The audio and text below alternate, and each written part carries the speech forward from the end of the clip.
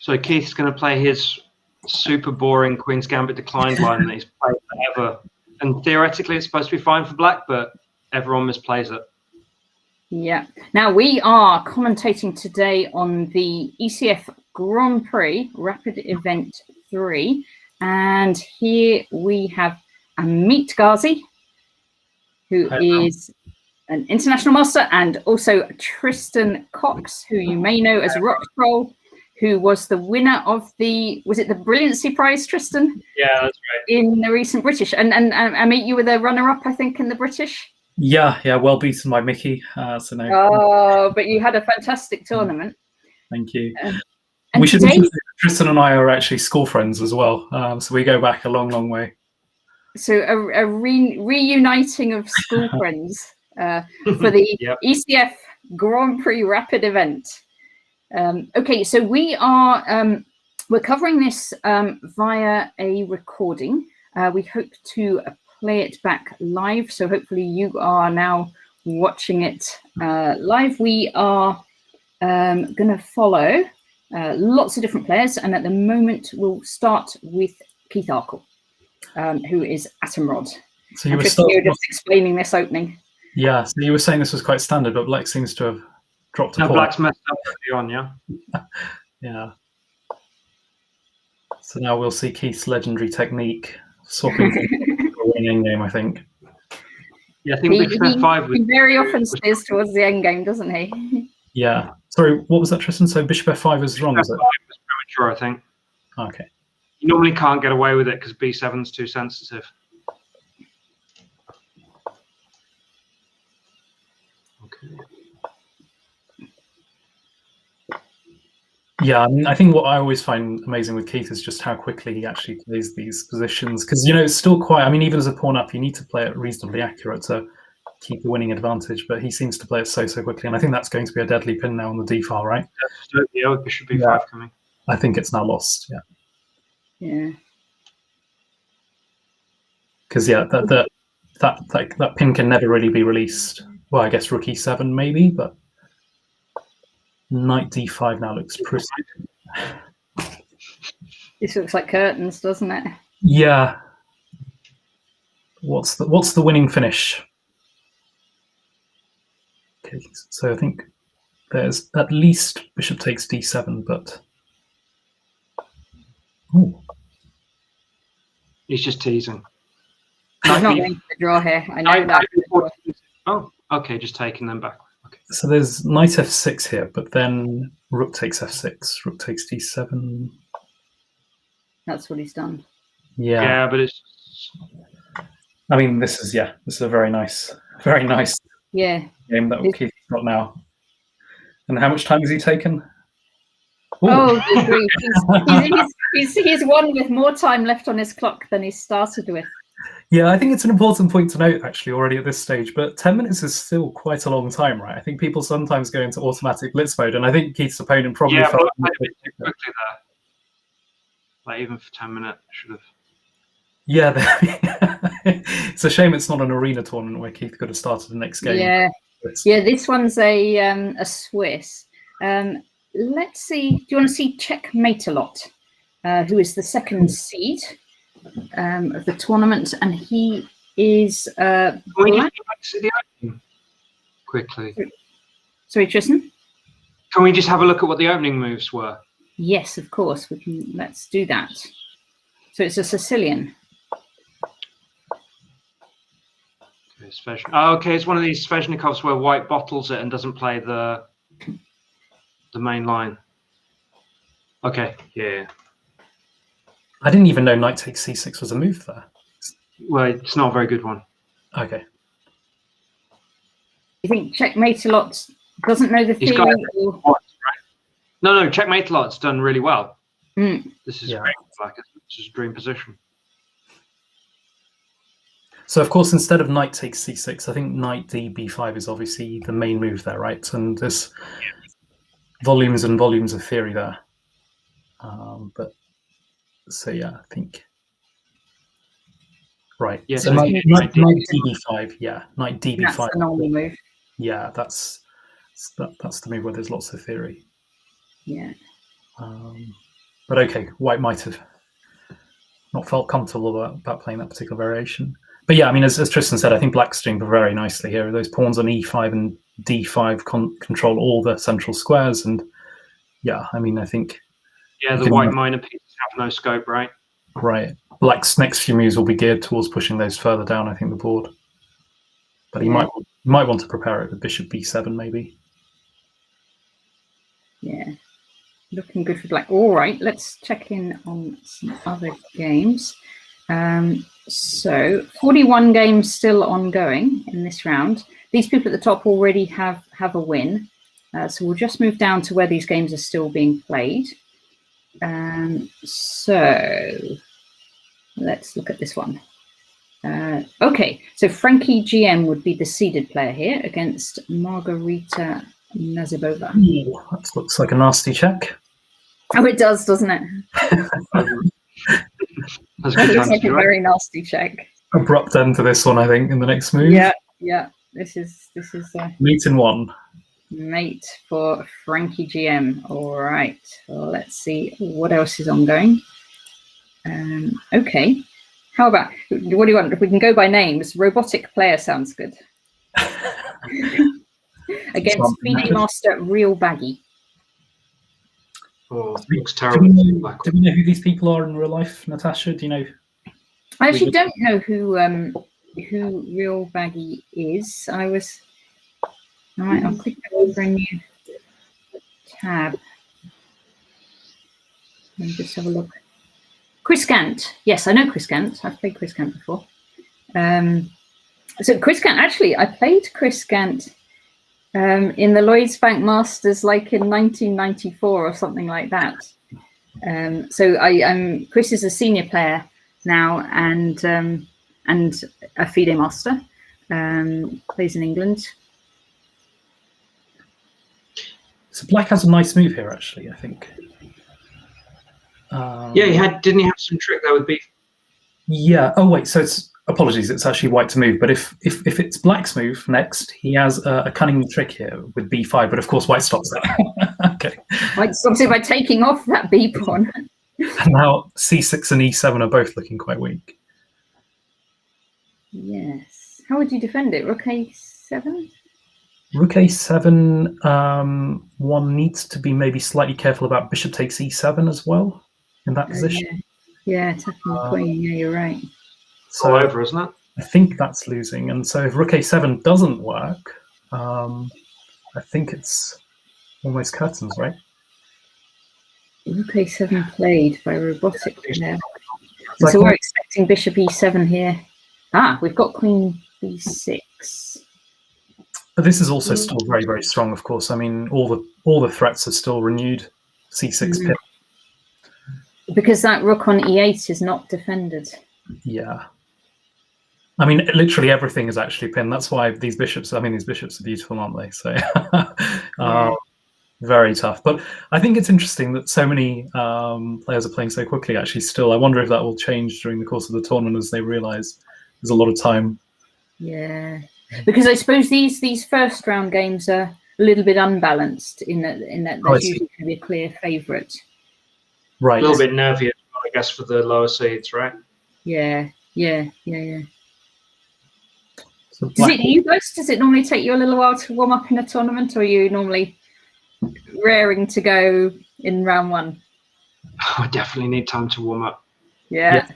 No, I mean, I think it's one of those things you hope that you're playing someone slightly weaker in the first round, right? So you get a few, get a feel for the tournament and feel your way through the tournament, and then eventually get a bit more comfortable by, say, round 3 or 4. But I think still, I would definitely, if I was playing a much stronger rated player instead, I would definitely take my time though and make sure I give myself the best chances to find moves. I think so.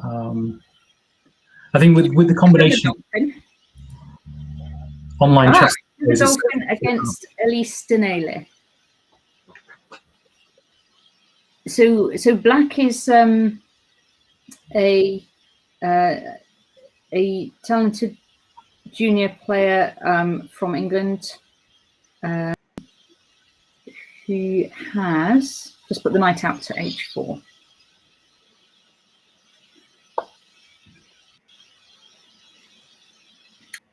What do you think of this? So is this some sort of French defense, Tristan? Yeah. So it's an advanced French 6A3, I guess, or something. Oh. Do you want to see this start? Let's Sure. see how it went. Oh no. Okay. It's a French. Ah, it's some sort of what? Wing Wing Ooh, gambit. E4. Okay. That's exciting. Yeah, I guess the stronger player just want to risk going into. I've played this quite a bit with white, but it's just total rubbish. Who is it?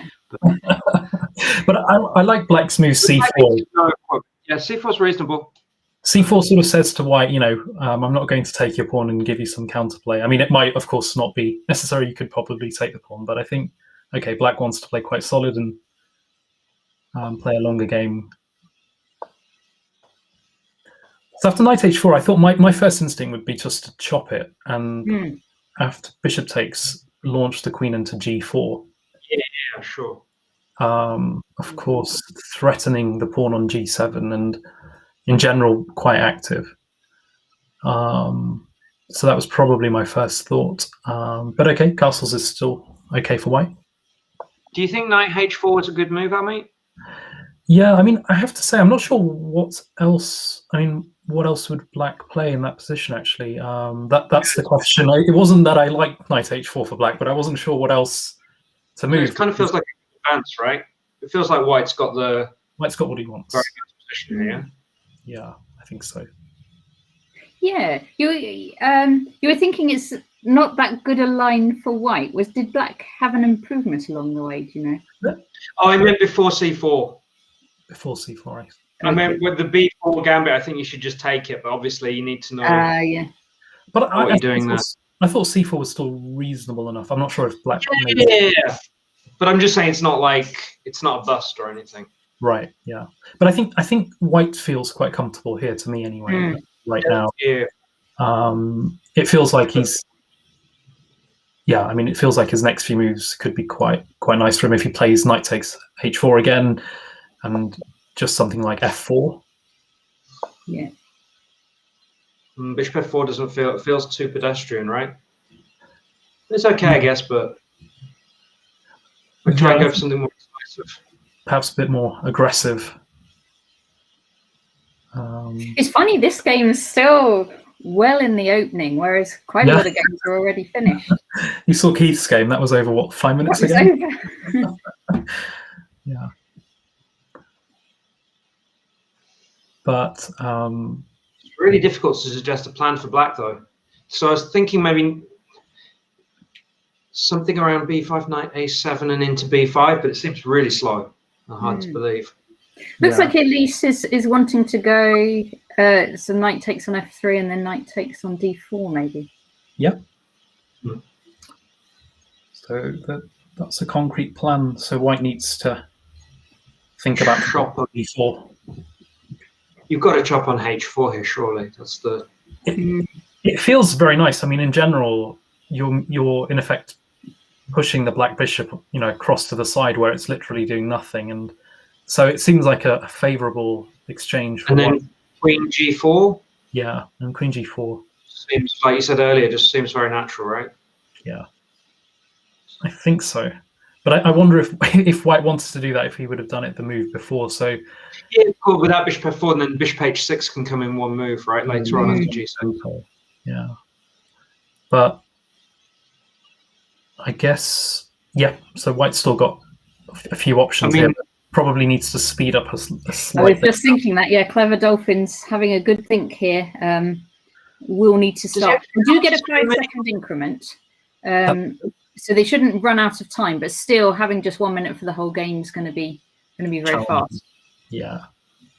Does white actually have a lot of options here other than taking h4 that are really? Oh, okay. I think that might be. That like still has the trick, right? Of that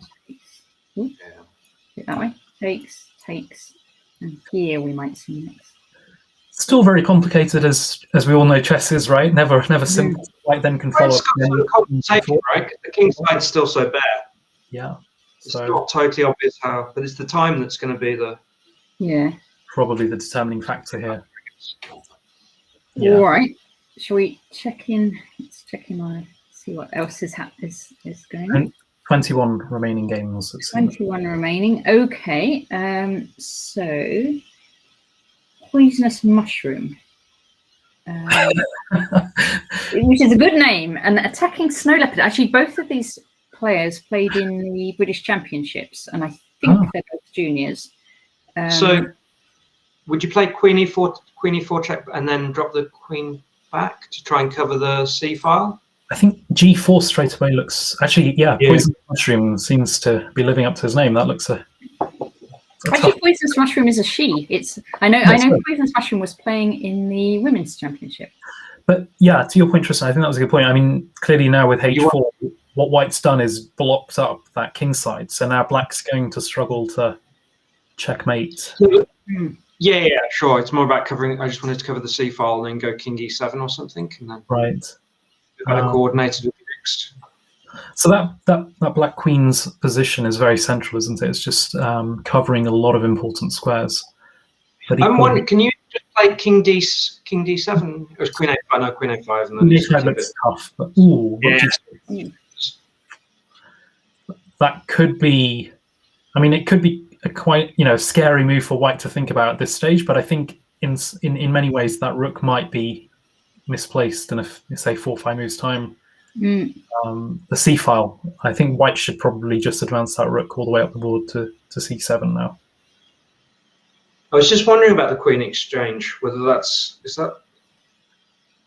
Yeah, I think in this position, because White wasn't in danger of being checkmated on the king side, because he'd nicely blocked it up. I think maybe just keeping queens on and playing rook C7 would have been a bit more dangerous. But yeah, I mean, this is probably. Is this could be still something for White though, to be fair.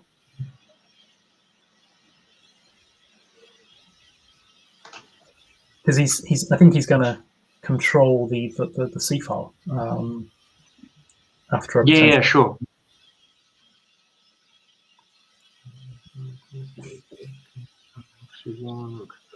Would you swap queens for Black? I think so. Yeah, I think even if Black was to refuse it, White would have forced it the next move with Queen C6 check. Yeah.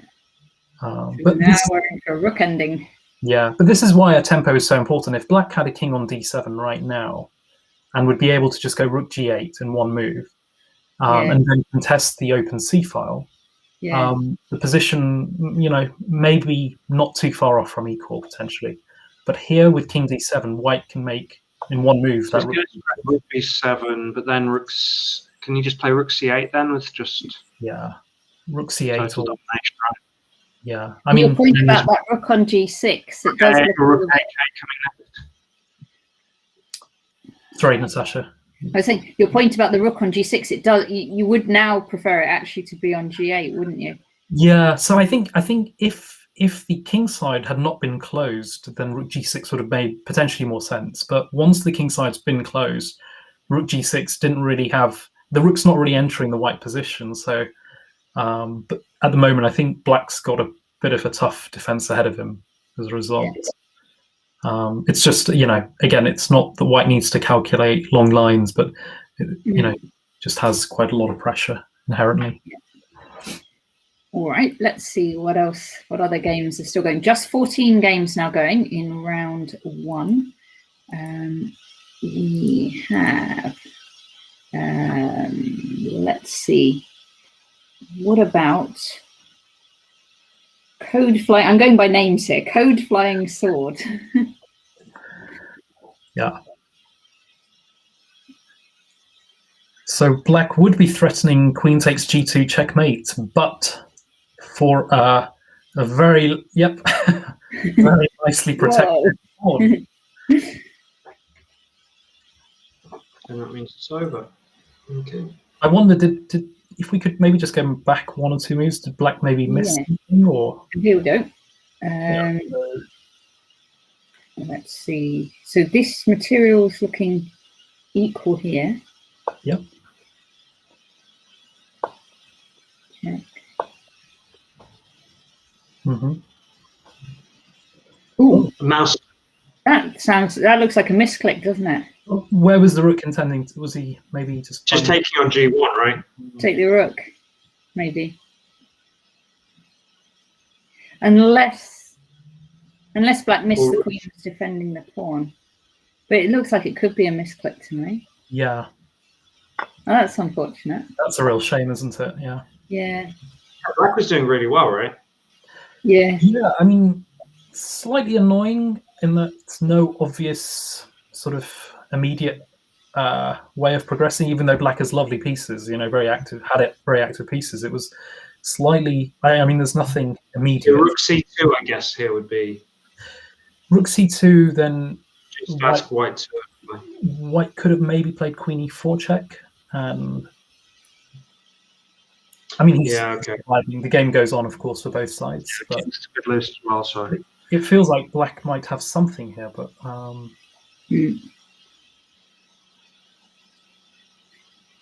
yeah. Unlucky code flying sword. Yeah. Okay. Just to say, Atomrod and RealBaggie and Frankie GM have all won their games, as has Stanbad and Frederick the Mate and Dave Walker. So it seems to be going with seeding quite a lot, except for actually there's a couple at the top here that will have gone against seeding Sporty Chess, Sanja and Grisha Matviev. So we have... there's more than 90 people now. I guess, sorry, maybe when I first checked there was only 90 players, but it's increased. Oh, it has, hasn't it? 107 players. It's a very well attended event. Yeah, no, that's wonderful. How about this one? Okay. So Fleiss HD is Douglas Fleisshausen against WCCAFB04, who I suspect is a junior because I know some of the juniors have names like WCCA. White's has got an extra rook and looks pretty, pretty comfortable right now, but I guess you never know when the time gets down to the last few minutes, so let's see if there are any cheapos. Okay, looking good for white. All right, let's see what else we have. Did you see this one? This was checkmate. So we checked in earlier. It's looking good for checkmate a lot now. Extra bishop. Yeah. Yeah. All right. And to convert that. That should be fine. We checkmate a lot. Very experienced player. What about Lucian Lee? Don't think we've seen this one yet. No. So it's white to move. So yeah, this has gone down to the wire, I guess. A bit of an awkward pin here, actually. So we can see that queen is pointing to the white king, and of course now black can exploit that pin by taking the pawn on e4. Oh yes, that could happen right away, couldn't it? Yeah. So pins are very, very awkward to me in these sort of positions. So yeah, I mean, I think now white's obviously lost one pawn and potentially lose the pawn on f3 as well next. Okay, that's a very okay. Oh, no, look. We've caught it all on camera. So Lucian Lee had that all planned out, actually, because that pin was turned out to be what black's undoing, actually. Oh dear. Should we just go back 1 or 2 moves? That's actually quite interesting. So was that a weird draw by Rapid? I don't. What was black to do here?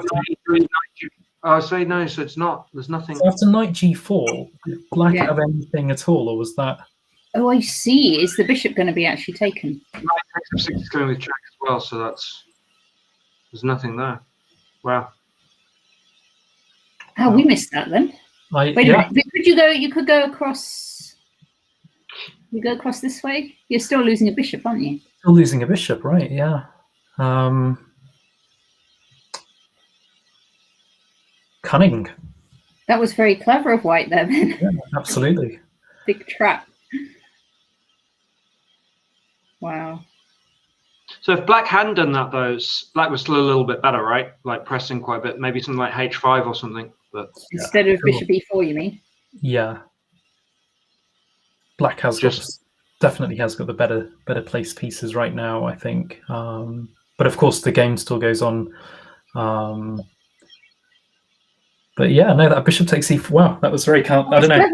I hadn't seen that coming. I have to say. Also, knight g4 was so straight; it would be so strong. I mean, I think even after other moves, I mean, you know, I would have assumed maybe black might have queen g5, but still, white takes on e4, and is, you know, the knight on g4 is still protected by the queen. So yeah. Oh, well done, Lucian Lee. Absolutely. Okay, what up? Only 4 games remaining. So. Okay, actually we can see what they are. So there's this one we were just looking at, and these ones here. So we could check in again. We could check in again on this one, Poisonous Mushroom, because that looks that looks like an interesting endgame. Yeah. So, yep, white's last move is ensured he's going to pick up the pawn on g4, and he'll have a couple of pawn majority, so 2 passed pawns on g3 and h4. So I assume white should win this endgame, but he's got a bit of a time advantage as well. So yeah, it's pretty nice for white, isn't it? Yeah, I mean, isn't it mate? There might be a mate now, yeah. Black didn't fancy prolonging the agony, I think. Yeah. We've all been there. Run over with. Okay, so there's just one game going now, and it's the one we were looking at a moment ago. There was black had a nice position, but there was quite an unfortunate knight fork that happened just a moment ago when we were watching, which meant that black lost the queen, and now it's looking very, very good for white because of the extra material. Yeah. So, sorry, Natasha, was this the last game remaining, or last one remaining? Yes. Oh, it is? Okay. So they are down to what, 10, 20 seconds each, of course, with the increment though. Bearing in mind, I think white should be able to win this quite easily, but we'll wait and see. Yeah, I'm pretty sure that Lucian Liu will be able to convert this queen advantage. After the trickery from earlier, I'm sure. Yeah. That cunning trick to set it all up to trick black into taking that pawn, which looked like it could be taken, but it turned out to be a very hot pawn. And now, because white does get an extra 5 seconds, or both sides get an extra 5 seconds each time they play the move, it should be fairly easy, because you can, like, if you wanted to, you could just push your a pawn, couldn't you, and just queen that, get an extra queen if you wanted. It's the big difference, right, of having increment chess versus not. I mean, clearly, without increment, there'd still be some chances for black, maybe, but yeah, I think with increment, it's game over. You play a lot of very fast chess, don't you, Ameet? Yeah, I guess the patience for longer chess isn't always there with me, so I do enjoy the fast variety. Of course, during lockdown, there was a lot of tournaments in general online. Haven't played so much. What's your favorite? If you could choose any time control to play at, what would you pick? So yeah, I mean, I think there's different generations, isn't there? I think nowadays people are playing 30 seconds each. Is there a name for that? I don't know. I must admit, I've never attempted that, and it seems too fast. Yeah, is that Hyper Bullet, Tristan? Or yeah, Ultra Bullet, something, I don't know. So I hate 1 minute is already so. Yeah, for me, one minute is sufficiently fast without, being completely like just random clicking, which I find 30 seconds chess is. But there are some exceptional players at 30-second chess. I think, is it Farouja, who's just unbelievable? Unbelievable in all forms of the game, but I mean, especially I think. I haven't seen him play 30-second. Is that would be worth watching? It sounds. There's some German guy who's like a specialist at like 15-second chess. Who's like, can beat everyone. There was something on chess.com, I think, about him, or ChessBase, and he's like not that high rated at anything else, but he's just absolutely incredible at pre-moving, like with good guesses what people are going to do. Yeah. Really, you can only get like 20 moves played at 15 seconds. Oh God, no! I mean, these guys. I mean, they could double that. I think easily. I mean, it's just incredible, right? I mean, it's a lot of pre-moving clearly, but So the second game was that started already? Round 2 has started, yeah. So See what Keith's up to? Sorry, Tristan, say that again. See what Keith's up to? Let's have a look at Keith. Yes, let's stalk him. Yeah. We've got to keep an eye on Keith.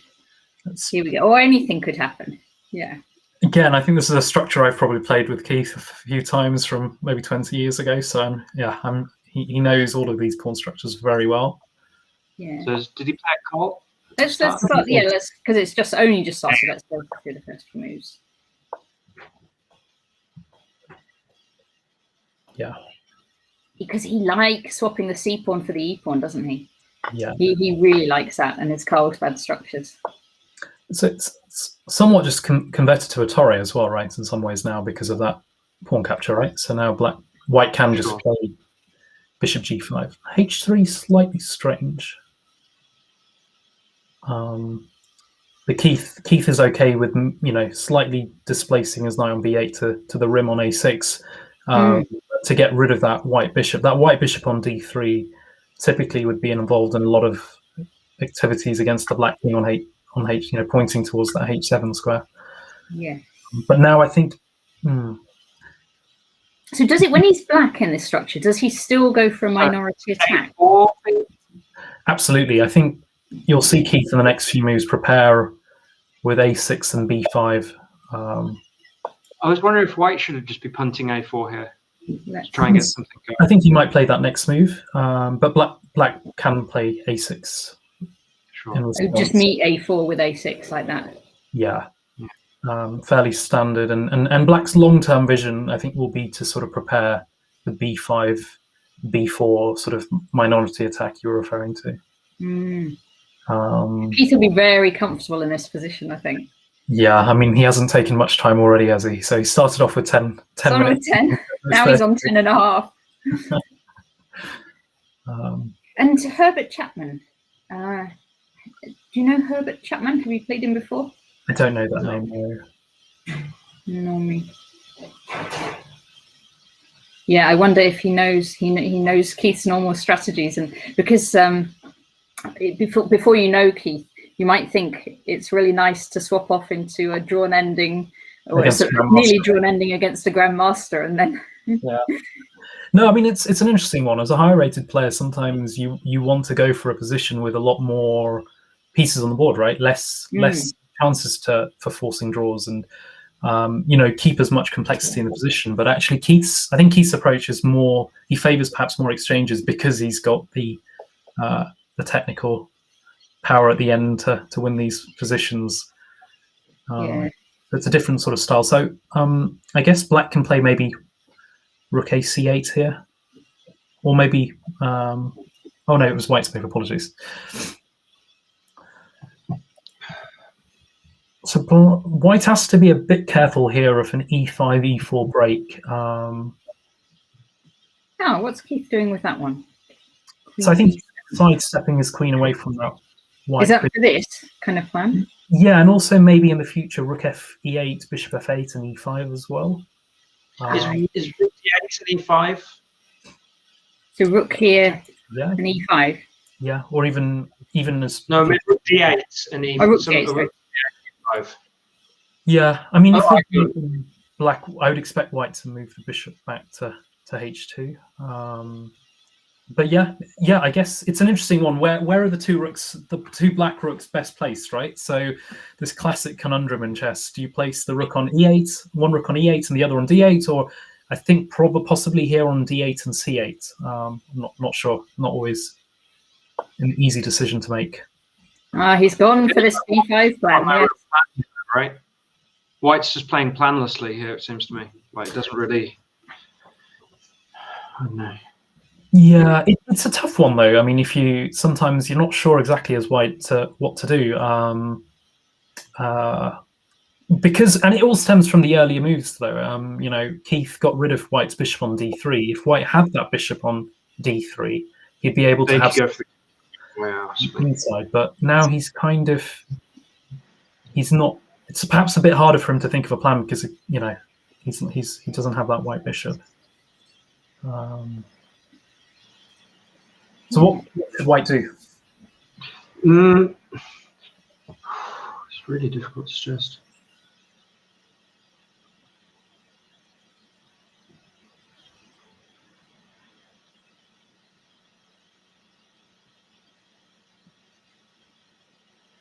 I'm really not. Yeah, but it's strange, isn't it? I mean, of course, White's not losing to White, but it's just Black has got such an easy position to play here. Yeah. I just don't like any of White's minor pieces. They all seem a little bit restrained or awkward. Like I want a knight on d3, but yeah, let's see how that happens.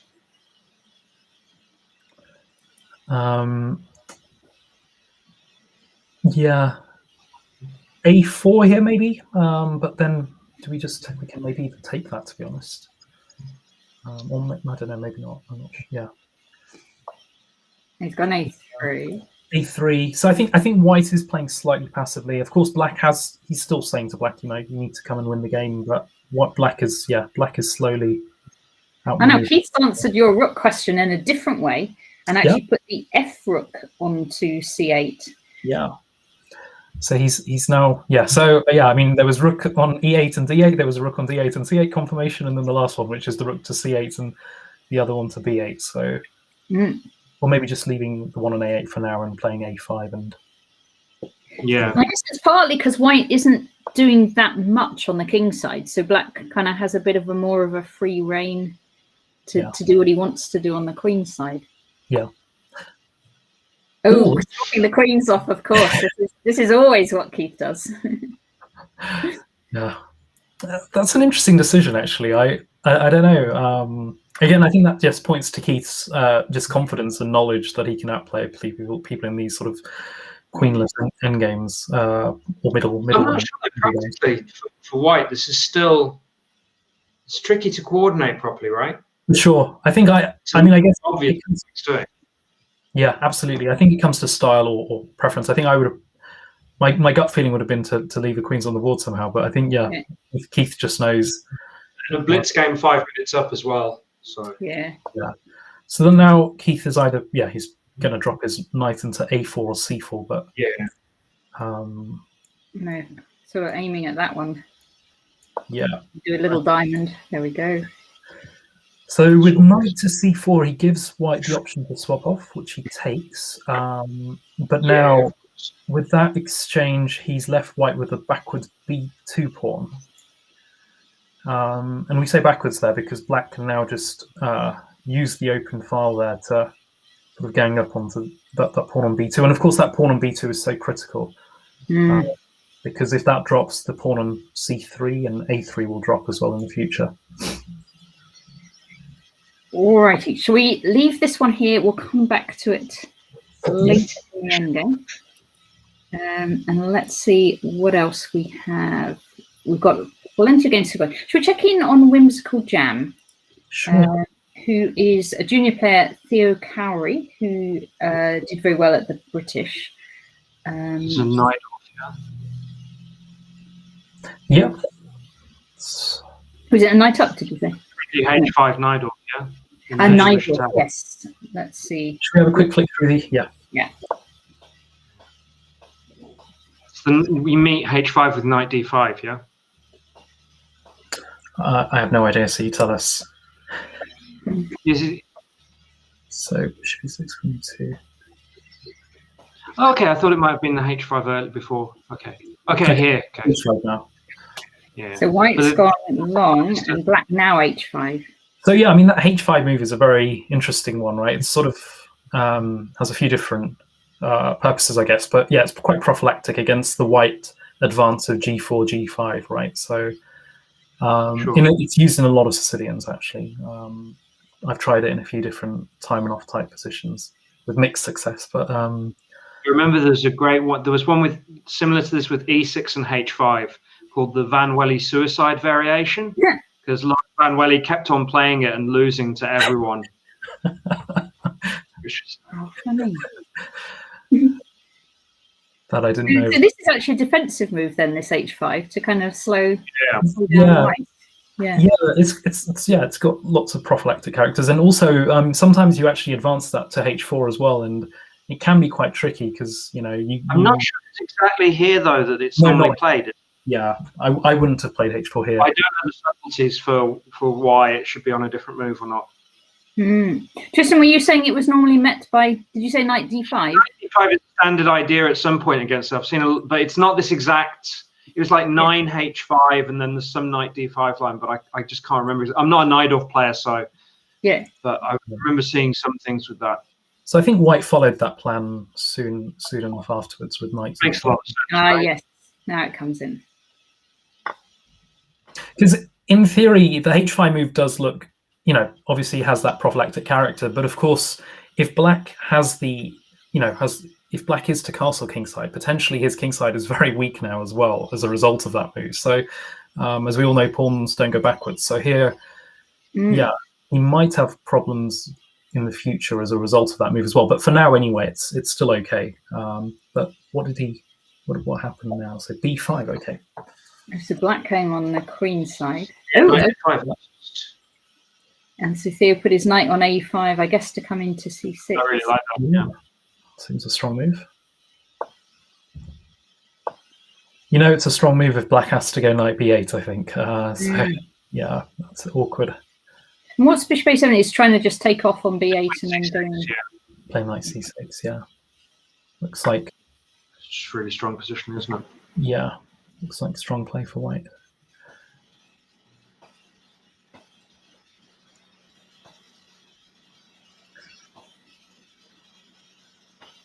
Not sure about c3 though.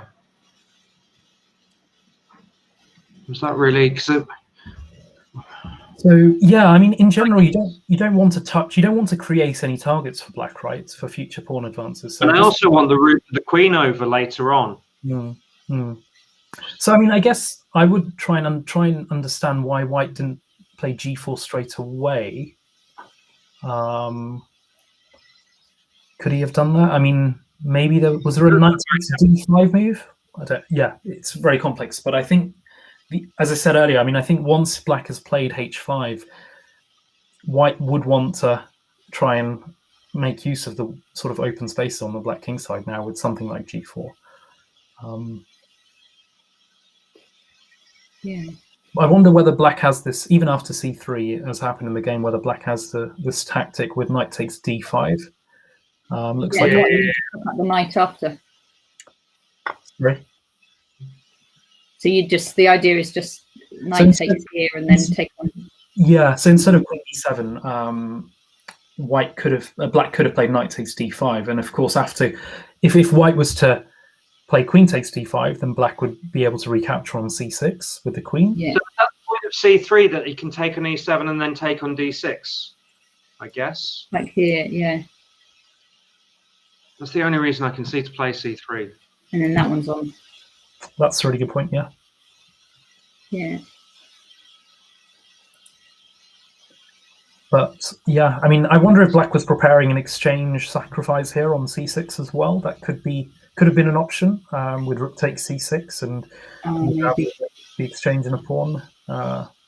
If Black could get d5 and b4 in the future, that could be a healthy option. But anyway, I think so. Yeah, it was interesting. White decided to get rid of the bishop straight away.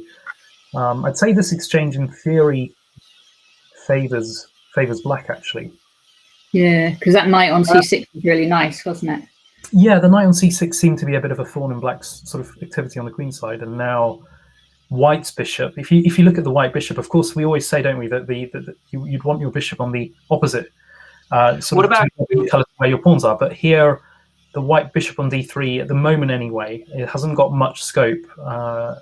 Sorry, Tristan, what were you saying? I was just wondering whether queen g5 was potentially annoying here, because then I know there's knight takes d5, there's queen takes h5, obviously, and then there's just general problems then with g4 coming and something maybe. Yeah, I mean, if queen d5, knight takes d5. I might even go for the ending after queen takes c7 and rook takes d6. Yeah. So I'm just saying that it's a little bit awkward if Black can't instantly get out of that. But I feel I don't really see the attack too much right now from from. But then G4 coming next, and G takes H5 and Rook G1. Yeah, I just feel like White's attack's a bit slower now once that exchange happened with the knight on C6. But yeah, I guess maybe he was forced to do that sort of. But if Queen G5 now, I guess Black could play Rook C5 as well. Okay, yeah. And then and the game carries on, I guess. But yeah, okay. Maybe just G4 here then should be. Yeah, I guess I did play. Yeah. Okay. Yeah. So G4 goes away. Yeah. Mm-hmm. Okay, so now White is really trying to. Well, now, yeah. Make some progress on the king side. I think he has made lots of progress. Yeah. Yeah. Very, very nice for White now. Ooh, look at this pawn coming in. 6. Okay, now look what we're getting next. Black now decides to sacrifice. Yeah, that might have been a bit of desperation, I think, now, right? Because White's made lots of progress on the king side. But let's see. So naturally, White wants to exchange queens after he's gone a piece up. And he's been able to achieve that. Yeah. So that's where we're up to now. Can we just go back a second? Yeah. Can we just go back to where just before he sacrificed on C3? I mean, I know it's lost for Black, but I was just wondering if there's anything desperate to at least make it a bit more. So I was just wondering. B4 might be one move. What about Rook takes C3? Oh, it's all over. Oh. Wait a minute. Well, can we just go back to that? I was just curious about Rook takes.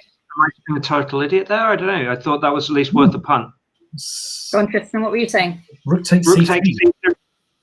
Rook takes C3. So B takes C3. Knight takes C3.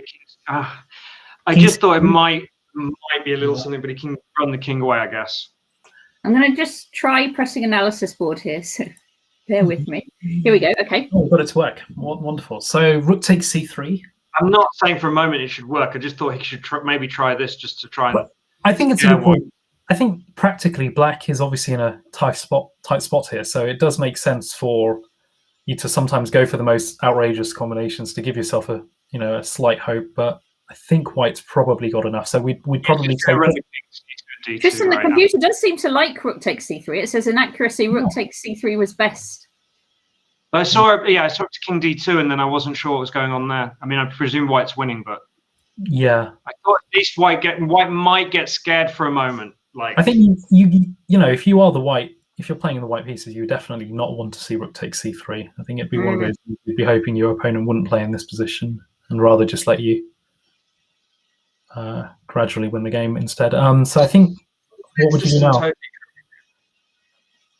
So the computer's just saying take on D1, right? Yeah, but then we play bishop takes D1. Okay. Okay, now, yeah, okay. Yeah, this is okay for White. Yeah. Yeah, this is good. Fair enough. Okay. Yep, so White played a very nice game there, actually. Yeah. Yes, well done, Theo Cowrie. All right. So who have we got on to? We've got FM RealBaggie, who's Chris Gant, WhimsicalJam, we just saw, elisdenele, Frankie GM, Douglas. Let's see who else is still in progress. Is Keith? Oh, Keith's still playing. Okay. Keith is still in progress. Okay. All right, let's just see quickly how he's doing. He's still got 7 minutes left to his opponent's 44 seconds. So he has the extra pawn in the endgame. He's also got the bishop on b8, which is a very strong piece in these sort of positions. So he could swap off the bishop for knight to get to a rook and pawn ending, because that's his favorite endgame. But he doesn't need to do that because the bishop's actually good. Yeah, I mean, I think actually in this position, it still makes it could make a lot of sense to just take it off and then just play rook b3. That's what I'd normally predict from him, but we'll have to see what he actually does. Yeah, no, I mean, I think that makes there's some there's some sense in that for sure. Because but when you've obviously got extra material in the end game, you just want to swap off, right? So you, instead of leaving white's knight on g3 to potentially cause a bit of problems later on. But I think, yeah, it would be 3 straight away. Yeah. Now we'll do it. Oh no, it's check. No. It's check. So here, white is leaving a slightly awkward. Well, I suppose there's a threat, but I'm sure Keith will find it. But if black was to take on c3, white would be able to do a discovered check and pick up black's rook. But now Keith has swapped off, and I think he will in effect win a pawn. Yeah, because if we captures, we can put the king upwards, can't we, to f5, so that the f4 defense isn't too exciting. Yes, and yeah, I mean, yeah, we expect Keith to, I think, win this one. So now rook takes c3, and he's got 2 clear pawns up. Yeah, that's really nice. Alrighty, let's see. What was I looking for? Let's see. Is that Lucien? Should we see that game? Maybe he had an interesting game in the previous one. So that's number 15. Oh, this one here. Yeah, let's see that. Let's follow it. Oh, it's the one who won the queen. Okay. Ooh, is that bishop on a5 on priest? That will allow all other checks. Yes. I wonder does white? Yeah, does white think he can try and get a perpetual instead? I think that seems slightly improbable, but now he can go queen h5. Yeah, and black would have to play queen h6 to block that. And now the checks seem to be drying off somewhat. Yeah, but, one more check and that's it. Well, sorry, so there's queen e4. Queen g6. Then no more one. Oh, sorry, queen h5 going blind. Game goes on and the checks go on, but and there's still some more checks. What's your feeling? Will there be a perpetual here? I feel like it'll dry out soon. But actually, in that position, I was wondering whether g6 would have been possible, but I think g6 could have been possible. Ooh, that's a bad development for white. Yeah. All right, this is going to be a win for Elven Star. Okay, I'm going to head back and let's see David Walker, who is a senior player, did well in the British Seniors event over 50s. I think he will be winning this one quite quickly. He's got a lot of extra material here. He certainly does, actually. Yeah, this is very clear. All righty, let's head back. So let's pick one of these ones. What about, I don't recognize that name, New White Baseball, and against Rex Dimmitt. I do recognize the name Rex Dimmitt. How's this? So white's exchange and the pawn. He's soon to be 2 pawns. I think they're looking pretty good. Looking very good for white. Okay. Let's see. How many games? 9 games only still going. In round 2. Greenbecker. Let's check in on Greenbecker. So Greenbecker is Ben Graff. He is playing white here against EDJ Chess. EDJ Chess, I'm not sure. Okay, yeah, so I think black's got the extra piece here again. Yeah, that's pretty clear too. It'd be pretty. Is the name Hawaii who look like they're having an interesting game? Slip and slide Hawaii or something? Oh, let me see. Say it again, Tristan. There was like what was it, Hawaii? Yeah, slip and slide Hawaii. Yeah. Oh, yes, I see it. Slip and slide Hawaii. Here we go. Oh, it's just but it's an exchange now. It's an exchange down. Complete. Okay, yeah. I just glanced and saw there was a mess on the board. So. It does look like a big mess, doesn't it? But in white's favour, yeah. Well, in white's favour, yeah. Yeah. Would you take on f8 Yeah. and then take on f6. Is that a good thing to do? That's definitely a good thing to do, right? Get some more pieces off the board and force a few exchanges, and obviously winning some material. But bishop takes f6 straight away might be stronger. Same thing, same sort of idea, isn't it? So if I remove these out, you can kind of take here, and then this check. Here. Yeah, and then rook d. Pretty good. So and then d1. The queen can jump into g8 now. Oh, this is really nasty now, isn't it? Because the queen's going to come in, and then f6.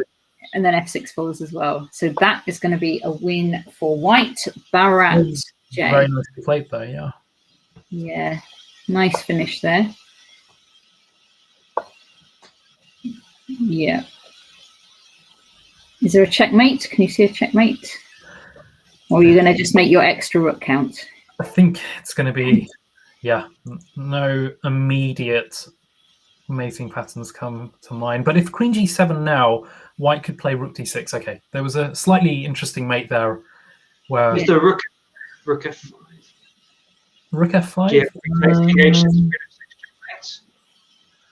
yep, I think Tristan wins the prize there, yeah, absolutely. Okay, rook f5 would have led to... Yeah, shall we show that, actually? Because I think... Yeah, let me go back. So let me see if I can do that. I'll just do it with arrows, right? So here. So rook f5, gf, queen takes, king h6, queen f6 checkmate, and if king h4, g3 checkmate. So king h4 is g3, and this one, what was the checkmate here? Queen f6. Right. If you can see it with all my arrows there, but very nice rook sacrifice there by Tristan to get to checkmate. White didn't do that, but we'll win this anyway, we think. And indeed, white has now swapped off to an endgame, a rook up, but that was enough for black. So let's see, are we 3 ongoing games only? So we haven't yet seen Emmy against Shisha. That's just win for black. Yeah. It's just going to be black queening some pawns. So Shisha is going to convert this.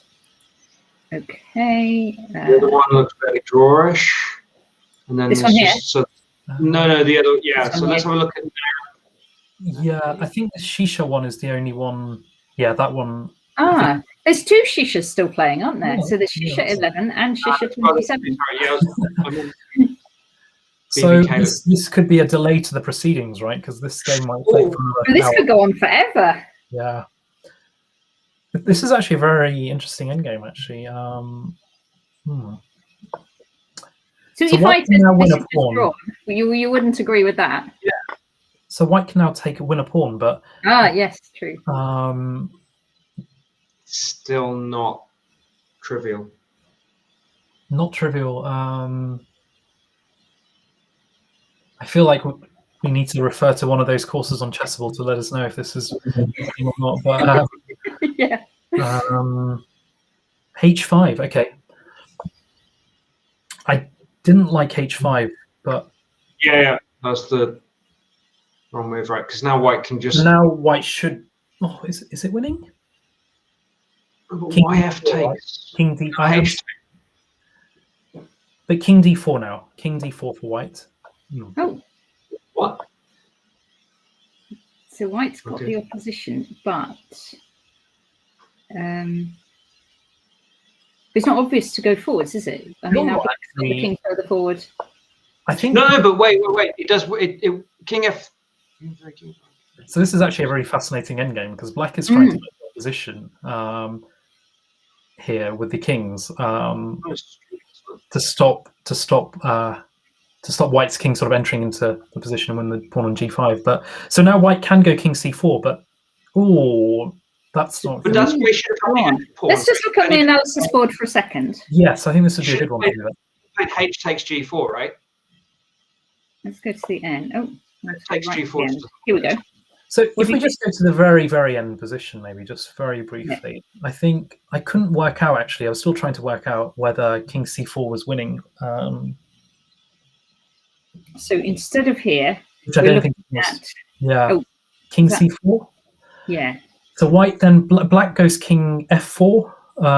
King. No, it's going to be King F5, King H4, isn't it? Yes, exactly, and that's what I'd seen, and I think so. This was one winning try, but actually Black might end up winning this. Yeah. Or not? Yeah, I think yeah. King G3, King E5, G3, King takes H5, King takes H3, King F5, King H4. Black, yeah, and now it's actually. So that's a very clever.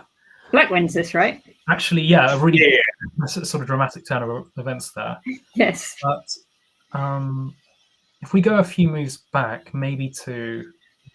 But instead of F takes G4, White should have played H takes G4, right? Keep the F pawn. Oh, look. The computer is saying King F2. Double question mark. So King D4 is, of course, the way to play. Yeah. So White takes G4. Okay. Yeah. So I think. So this is so here, this position here, right? Yeah. Yeah.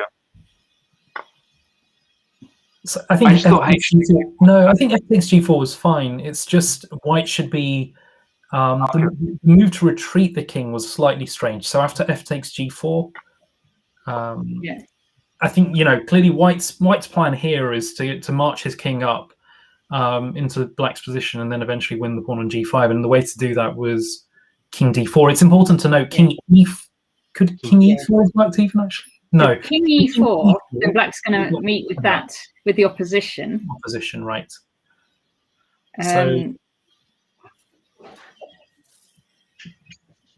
So that's the key drawing position, I guess. So King D4 is the move to play because you, in effect... And then King D5. Well, even King E4 here. White gets sorry. So with that sort of loss of tempo, White ensures his king keeps marching into the position. So after King F6, we do this little dance, right? King F6 and then King D5. Yeah. And we're sort of gradually getting the king ever closer. So our next move will be King E5. Yeah. So I'm not sure that was the best or the best explained sort of endgame. But so before H5 was that move King D4. Yeah, and not King E4, because you might naturally just go King E4 and not think about it, but King D4 and just getting that opposition. Absolutely. It's important. Interesting endgame there, right at the end. Yeah. Okay, we've started actually round 3. We can do our usual trick and just see what Keith has. Keith's playing the Benko accepted. Okay. Oh, that's a different one. Let's quickly flick through the opening. Yeah.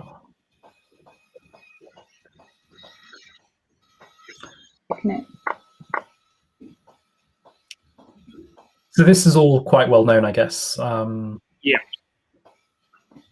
But it doesn't seem to me that Black has got a bad version of the Benko. Is that right, Tristan? I know that you're the expert on this. I'm not an expert on G3 at all. Okay. But I think, so in effect, White's given Black here the option to play Rook takes B2.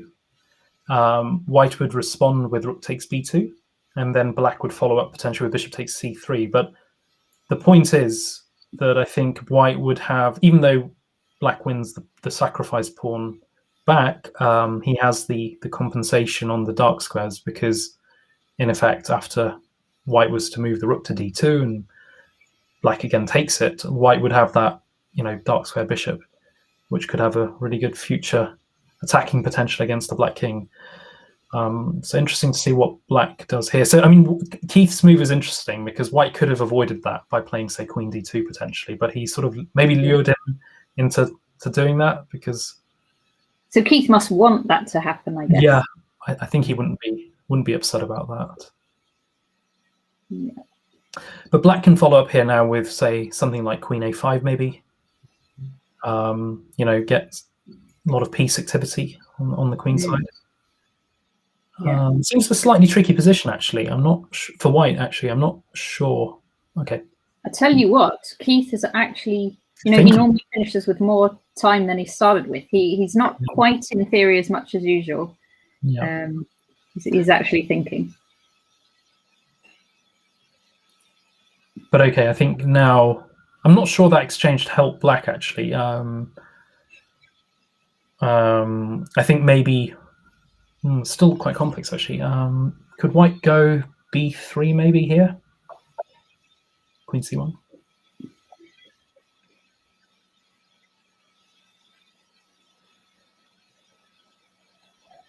So it's important to say, actually, if b3, black could have played knight d3.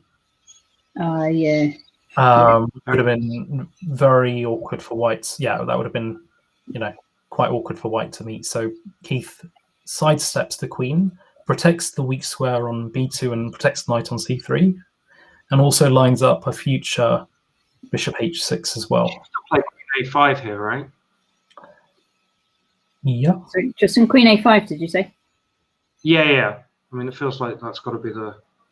Yeah. Yeah. Alrighty. Let's have a look. That'll be an interesting game to follow a bit later, maybe. Yeah. Sure. Okay. Let's check in on Frederick the Mate against BK George. So black has the two bishops. So what can he make of that? Yeah, really interesting.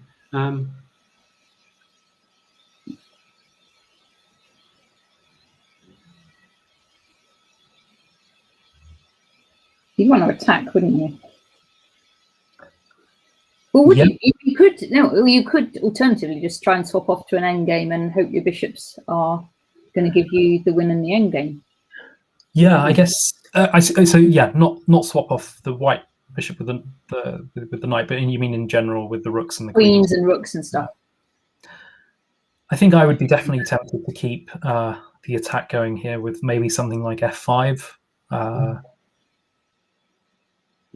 f5, and maybe even g5. But I think you'd pause on g5 maybe because you'd be worried about that white bishop on b2 as well potentially in the future. But I think be very tempted here to go maybe f5. But okay, f6 is also.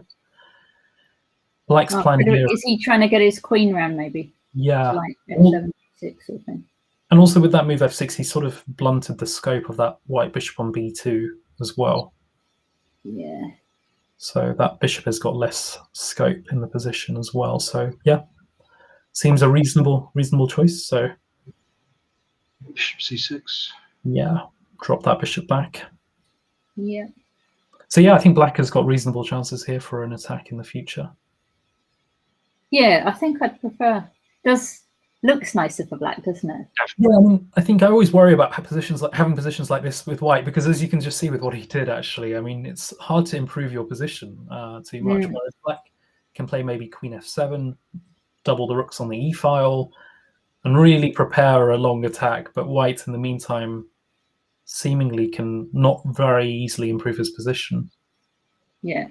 So I think black is really in control here. All right. We'll come back to this one and see how black's attack progresses. Let's see. Frankie GM is paused, I think. Oh, you did. I didn't want to see that. Okay, let's see this one. Elisdenele against Latvian Duzman.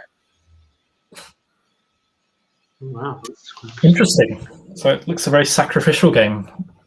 Well, look at this king on f1, yeah. King on f1 and the rook on a1 at the moment, well, momentarily at least, aren't good pieces. But at the same time, he has two extra pawns for those. So there's definitely compensation for black. So do you like it? So yeah, so what does white do? I guess the first thing you're doing here is get as many pieces out as quick as possible. But the question is, should you be greedy and grab a third pawn? And white does that. White's yeah. Takes the third pawn. But now, how do we exploit that? It does make a lot of sense because I think I quite like to see takes pieces. I think it does depend also. Does black have anything in this at this very moment? So knight e4 is one move. Yeah, and bishop f6. Okay. Black had the option there of knight e4 and bishop f6. Yeah, because knight e4 is quite nice because that knight can't come out because you've got this. Right. You've got this kind of fork, and as we've seen in this tournament, there's lots of knight forks hopping around. So black has gone for a bit more of a I mean, I think with knight e4 the problem was maybe white could have responded with an f3. Yeah. And after bishop f6, maybe even take on an e4. So instead, just giving back some material in order to kind of improve white's development. Exactly. So white, in the meantime, has solidified his pawn on b4 with a3. And after a rook takes b6 move next, which I'd anticipate, white can somehow complete, well, a bit more development. So maybe knight d2 now, or knight c3, knight bc3. Yeah. What is I'm not a big fan of c3. I'm just worried about that d pawn. Yeah, exactly. That was the drawback, absolutely, of knight c3. So white decided he didn't want that pawn to advance, but now I feel a bit black feels like he's. It does look like white's got these two pieces out. Knight e4 here, sure. Knight e4 here now looks very, very awkward, because if f3, then black. You can't do f3. Oh no, sorry, no, you can. f3. Yeah. So yeah, knight e4 is strong because, of course, as Natasha said, I mean, yeah, that knight on b1 is basically pinned to that square for the foreseeable. So I guess f3 was the move to dislodge the knight on e4. Yeah. But black can then respond with bishop f6, maybe. Yeah, that's what I was thinking. And suddenly all of his pieces are looking really good. So now suddenly I think black is looking quite well placed now. Yes. So then that knight on d4, because it's not. And then also if the knight has to move, then b5 and coming in on the light squares, right? It's going to be. Yeah. So you can see that white's obviously gone for a provocative strategy in having castling the king, because that king on f1 would love to be on g1 with a castle, in a castle strategy. But with the hope of having extra material. But I think those pawns on b4 and a3 that white has are not going to be the key factors in the game. I'd rather be black here. Yeah, exactly. I think black's activity will count in the future, but this would be an interesting one to follow up on as well. I think it'd be interesting to see how black finishes this one. Fine. Right, remind me which ones to come back to. So that was this one was that was Elise. Okay, let's see. Smoggy Rabbit is on 2.5, has finished already. Let's see Barcelonsky. We didn't see Barcelonsky yet.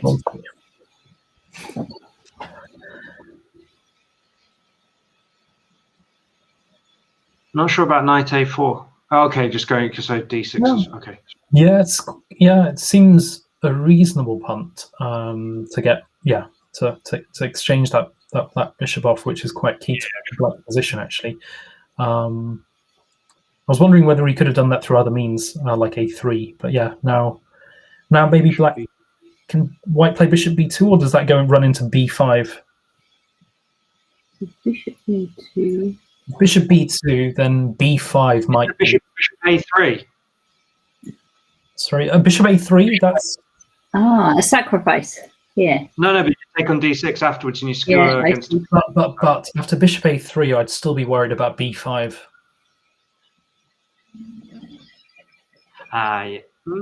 Yep, that's a problem. Potentially, because I guess you could play. Yeah, but white's just looking a real tangle then. Okay. Yeah. So b5 here, we're maybe expecting. I'd be worried about b5 here because I think. Yeah. Okay. So black didn't play that, but I think white would have had to go knight c3 to not drop a piece there. Okay. So white's definitely better here, right? White's definitely what? Sorry. You think white's definitely better here, right? Or yeah, I think white must have something here. He's got control over that d5 square, right? As well as he's got the pressure on the d6 pawn for now. But how it'll take a bit of time to really exploit that. Knight a4 to c3 maybe. Yeah, I like that. So come out here, and then looking at this square still. So it's very important when we've got this sort of pawn, the square on d5. We don't want to occupy that with the pawn now. with the c takes d5, but we want to occupy it with pieces to maintain that pressure on the d6, well, that whole d file, but the d6 pawn in particular. So I think, as Tristan said, I think White's next few moves should be geared towards rerouting that knight, which looks rather odd on b2. And let's reroute that to that d5 square, where it looks a lot more exciting. Sure. Yeah. So this one. Expect to see before That's next. what we want. Yeah. I mean, it's very important in positional chess, right? Where do you want your pieces? Where are they right now? And let's try and reroute them. Excellent. All righty. Let's see. Let's see. We're back in 1 second. Yeah. WhimsicalJam. Let's check in on WhimsicalJam again. 4-5. This is Theo. We saw him on a previous round. Did we? Equal pawn material at the moment, but White's pawn structure definitely looks better. Yeah, because White might somehow get a c5 type break-in and then have a strong d pawn. Yeah, the other interesting aspect of this endgame is as well that if one pair of rooks get exchanged, White's also sort of cut off that black king on that f diagonal. So that king on g8 is not easy to reroute that back into the game. So that's one other consideration. But of course, Black doesn't have to exchange. So, So White should be then exchanging rooks on those grounds. Oh, I would have said Black didn't have to actually exchange rooks. I feel like Black had a lot of activity in the position without doing that. But I wonder, even now, I still think it'd be quite hard for White to actually convert this. Yeah. So I guess White would want to get the king over around here? Yeah, definitely. I think White wants to somehow prevent Black from going. I just suddenly thought you could even put your rook right to here and stop that king moving. Oh, I suppose the king could come out this way as well, though. But it's still not really getting into the game, right? So I can, there was some purpose to that, for sure, that plan. I think White wants to, in effect, he could have potentially kept the rook in the other position, kept that sort of rook on the f file and somehow play for c5 and d6 in some positions, but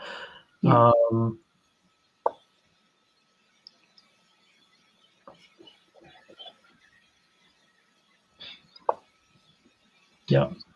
So now can you go c5? Play into d4 then? Sorry? And could White have played into d? No, okay, it wouldn't really help. King into d4. Yeah, I was looking at that as well, Tristan. I thought White might do that. Yeah, okay. So my gut feeling was just, I think that was a key moment, and I think this is the key thing when you're playing these tournaments. I mean, I think even though it's 10 minutes, I think with 6 minutes left, I would have expected White to have considered and spent maybe another 30 seconds or a minute on c5 there, because that was definitely one potential option. Look out for, right? Yeah, that's definitely something, but I'm not sure that it was. I think c5 was the move to play in that position, actually. Oh, what's going on here? Would you swap rooks? That's a good question. I guess not, because f5, gf and f5 is just coming too quickly, right? And then there's the outside pawn, so yeah, there's no way Black can be in trouble there, right? Especially the king's a bit closer to the action as well. Yeah. Yep, I think that's a good reason not to swap off. Yeah. But what I was wondering was whether White should just play something like king e3 or king d3 there and not. Yeah, I think king d3 or king e3 could have been very playable in that position. We're still quite like. So now c5 is a very strong move for White here, I think. Your king d4 is too slow, right? Because he just goes rook. Oh, yeah, he can play rook. Rook f. But there could he have gone rook e4? No, okay. Oh, no. Sorry. So now rook e6, I think, is the move to play. Yeah, that looks nice. Oh, so you would swap. It looks like you could swap the g pawn for the d pawn. I guess once those I think d would be really powerful there. Because White would have two pushes then, right? I mean, there would be the pawn on c4 and d5, and of course, even though Black has that one passed pawn, I think white having the two pass pawns would be the telling factor. So I think rook e6 here is the move to play. And if black was to retreat his rook to f6, then white could have swapped off and played king d4 and c5 and created the pass pawn that would win the game, I think. Yeah, so that's that swap and then king d4, and then of course e4. Yeah. Because I think the key thing here is that the pawn, black has equal pawn count with white, but of course the 3 pawns on the sort of inside are held up by white 2 pawns. So white is happy to swap off into an endgame. Yeah. Even if black won the pawn on b3, that would still be big trouble, right? Exactly. I think that's the key point, because of the fact that white has the 2 protected pass pawns. Even if black was to win the pawn on g4 and then on b3, I think that would be still winning for white. But you can see, I think even in all these endgames, it's just so tricky. You can never, or unless you spend a lot of time. My gut feeling it's still not clear who's winning this, right? I think. I feel that rook e3 should be winning for white. Okay. But I wonder, I think rook e3 looks very good here for white, because again he would be forcing black to. Yep. So white's played it. Done it. Yeah, because how do you defend now? You can't, can you? That pawn on d6. You could drop the king back and then drop the rook back, but then we get back into that same line you were talking about, where we swap rooks and then bring the king in. Yeah. So again, rook e6. So he's done it. Yep. Let's see. So I'd imagine black would not play rook f6 to swap off here, because that is sort of a bit more tangibly rook f3, but would rather play rook f3. Yeah. It gets a lot messier now, actually. Wow. Oh, because if the king dropped back and you take on h3, maybe. Yep. Yeah.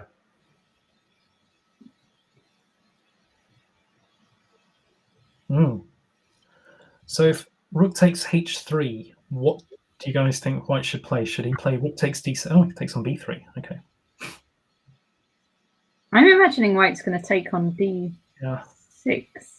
I think I'd be in a hurry to take something and push something quite quickly for white here. Yeah. I mean, both sides have to get their pawns going, don't they? And make sure they. As long as it's very complex. This is very complex, actually, and I think actually black. Yeah, this looks very complicated, actually.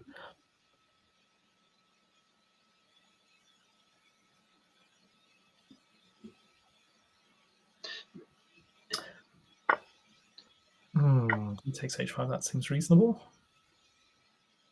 So c5.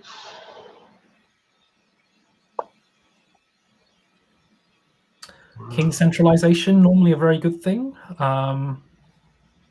In this particular position, hard to say. But I thought c5 was going to be still really strong, right? Okay, do it here.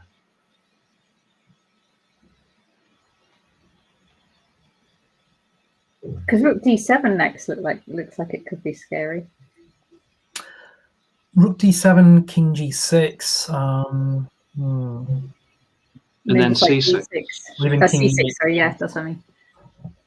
This is an exceptionally difficult position, I'd say. One needs to spend a lot of time to calculate, actually.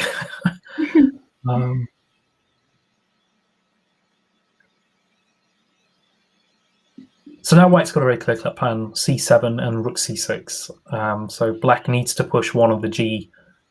Well, he could play rook c3 as well. I mean, that's lots of different moves in this position, but rook c3 has been played. So get that rook to prevent that pawn on c6 square from queening.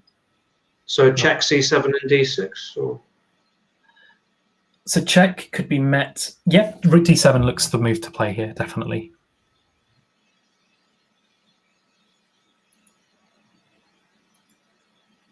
But still, is it clear cut or is it trivial? I don't think so. Still some play here for sure.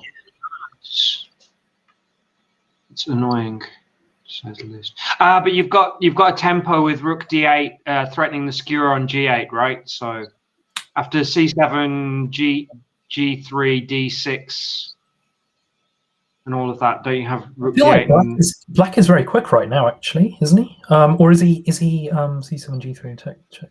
So yes, you've got to be right. You're right. So I think b3 has to be played now. Just got. Oh, it's white space, right? King f4. King f4. That doesn't stop the pawn. Surprised by that move. That did not look right at all. Yeah. By the way, we're witnessing a battle of youth against experience because Scorpio in his profile says he played in the British over 65s, and WhimsicalJam I know is a very young player. So it's experience of white against the youth of black.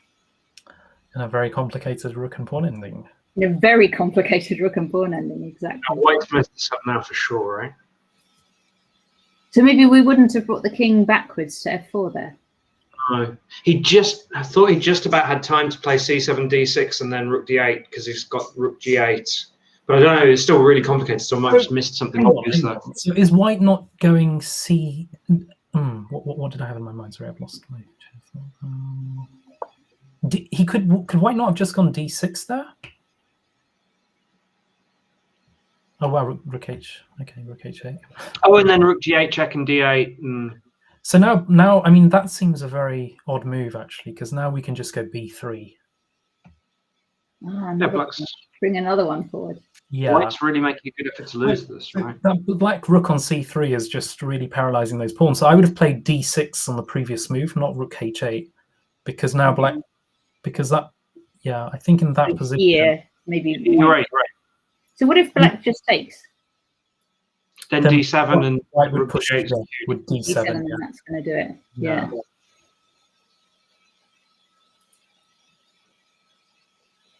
Yeah. But I'm not sure now whether so white played b3, so rook b8. Yeah. Now king f5. I think I'd play rook c2 now. Oh, sorry, then d. Yeah. I would play. Okay, much easier. Yeah, I would follow rook c2 with something. Okay. No, you're right. Your move was more natural. Yeah, I would. But this still seems like it might be working, right? Sorry, just this might still work, right? Oh, what? Okay, so if it just comes to H and G with the king there, is that a theoretical draw?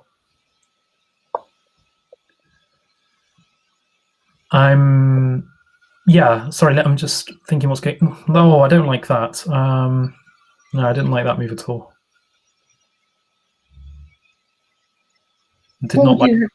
I would have played c2, I think, instead. Which one? Yeah, this could be c2. You don't really want the. I'm not sure you really want the rook in this. Some drawing chances here now, right? Yeah, it's still a bit complex. I need to try and figure out as well. But I mean, I guess king h3 is one move for white. Yeah. You definitely don't want the rook. Because you don't want black to play h3 check because white wouldn't be able to take on g3 because of h2. So I think king h3 would be one potential option. But still not clear cut, that endgame. All right. Should we have a quick check-in on the other games and then you can spend an entire session just analysing that. 10 hours on that one. How's Keith getting on now? I think Keith already won, so he's on a perfect 3 out of 3. Checkmate a lot? And checkmate a lot. Let's see if we can. Oh, there's checkmate a lot. 20 seconds against 27 seconds. Okay. So white is in. White's up against it. He's a couple of pawns down, and black also has. Opposite coloured bishops are often referred to. Well, they usually give some drawing chances, but I don't think. I'm not sure that's going to be the case here. So we expect checkmate a lot to win that one. Okay. What else? Only 4 games ongoing actually. So let's have a look at them all here.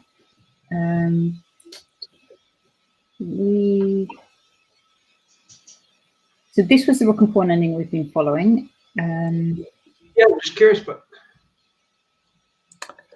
so now, wait, hang on. So black has got. If we go to that rook and pawn ending, I think black is winning that now with rook g7. Is he? Is he not?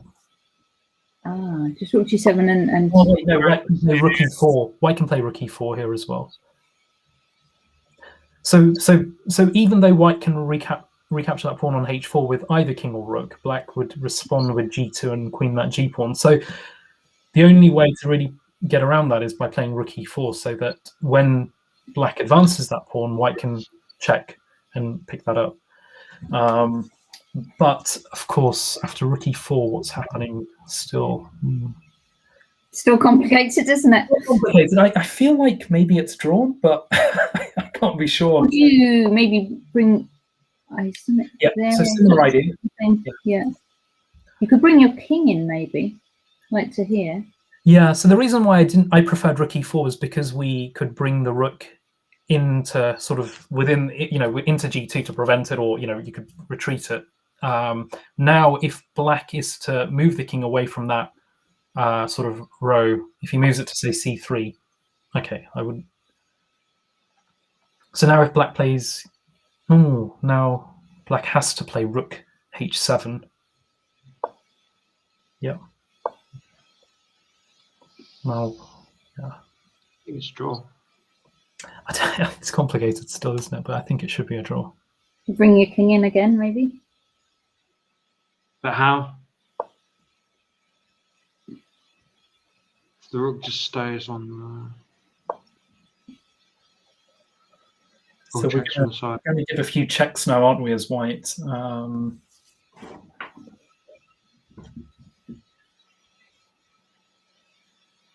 Yeah, that's true. Oh, because if we bring the king in for black anymore, we just check. No, I'm getting. Yeah, I feel like. Okay. Yeah. So what?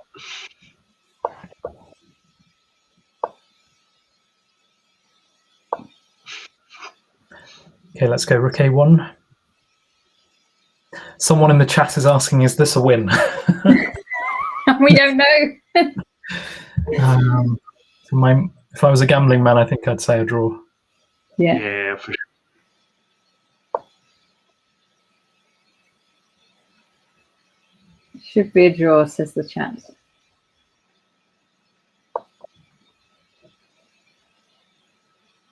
G7 draw. They still can't take the H pawn. Yeah, doesn't matter though, does it? No, it doesn't seem to work. You have to be a bit careful because rook a7 here. Yeah. Okay, just wait. Make sure. Wait. Is this no? No, that was not. No, apologies. Okay. Yeah. No, I think white should have played rook e7 check. Well, no, maybe not actually, I'm not sure.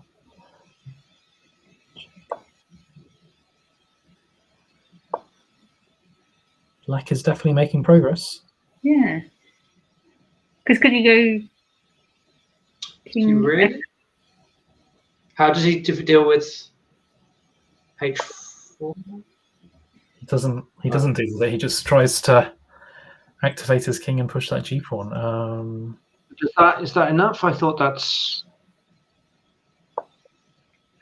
Oh, okay. What now, like rook e3?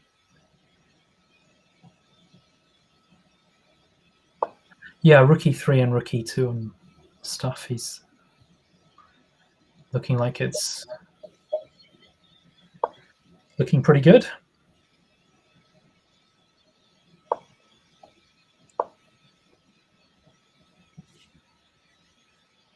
This is now looking like a win, right? Yeah.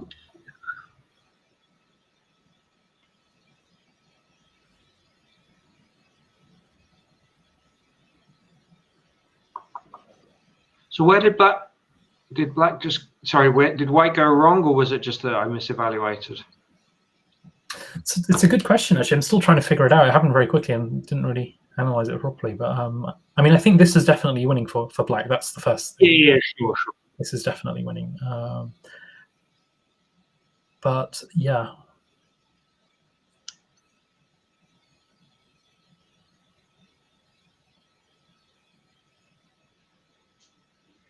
Well played, WhimsicalJam. Then. Yeah. Should we? White has resigned. Go back a few moves just for. I'm going to have a quick look. Yeah, very quickly. Right at the very end, I think, Natasha. Maybe where would you like to go back to, Ameet? Maybe something. I don't know. It's this. The computer has two places where it thinks. It was a draw at some point. It felt like it was drawn, right? Yeah, drawn, but then white went wrong somewhere. So after king d4. Wow, rook d7. Rook d7 is that's not being called a blunder. It looks like a normalish move to me, but I can see why it doesn't look too bad, right? Yeah, but I think the key point here is that we've in effect got to paralyze that rook on h8 from just so that it constantly defends that pawn on h4. So the way to do that is to move the rook into c2. Second rank defense, and that's yeah. So then the black rook can't easily get activated, but maybe because if the rook moves away, you can actually, if the rook's defending, you can use the king to take on h4 perhaps, and then can you just alternate even if the king comes to f3?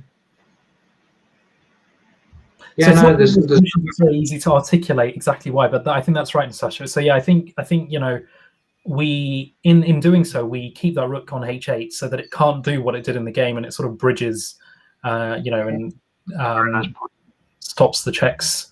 So not entirely. It wasn't entirely obvious, I guess, that rook d7 was so bad, right? It was completely from losing in one move, which is obviously very harsh for white after a long defense. But yeah, it's a tough old game, isn't it, chess? Absolutely. Yeah. But as I said, I think we could have easily spent a whole session on just looking at and then analysing that one game. It is fascinating, isn't it? These rook and pawn endings, and absolutely. I think that also because I was once on there was this dinner at the Classic with and John Spielman was on our table, and he was all the time. It was against all the grandmasters. And all the time he said, it's up to you guys. And then we got this rook and pawn ending. And suddenly he's like, I want to play this. And he got absolutely fascinated and wanted to play every single move. I can imagine, yeah. I mean, it would be fascinating analysing rook and pawns with Keith and Jonathan Spielman. Yeah, definitely. So much knowledge. Okay, I'm going to try and find someone we haven't looked at yet. What about... We didn't see Smoggy Rabbit yet, I think. Yeah. Let's have a look. Interesting. Okay. What was the knight h4, right? I'm going to say this was a Slav or something, right? Let's see. Getting that really quick break in was a bit weird. No, I wouldn't have the pawn on e4, right? e3. So it's a very quiet opening here by white. It's almost like a reversed London system. Yeah. Knight h4. Yeah, so white just gets the bishop pair early on. But black, of course, in this position has a bit more development, I'd say, and also the open h file for his rook, which is something you sometimes don't want to allow as white. So you sometimes rather delay that capture of the bishop to say after black's castled and doesn't have that sort of open h file. Yes. So now I'm wondering where white's going to go with the king, actually, whether it's going to be kingside anyway or try and go queenside. I guess that's kingside then. Here we are. This is where we're up to. So I think I don't think I would have played rook c8. I think I would have probably played a6 or something.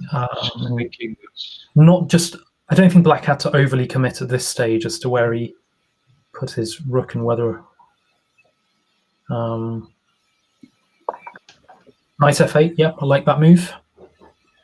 Where are you going with that knight, Ameet? So I think we're going to go into e6 and then maybe into g5. Very nice, yeah.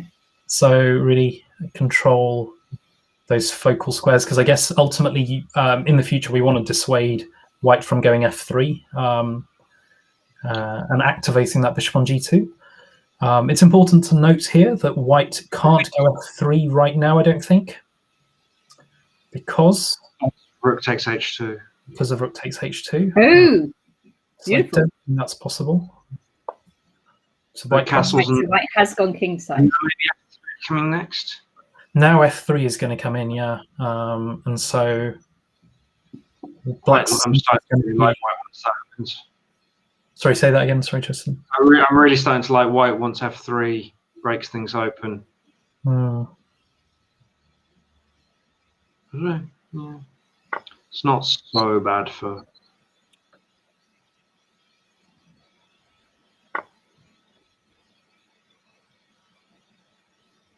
Where's he going? Yep, just gonna say knight b5 might be an idea here.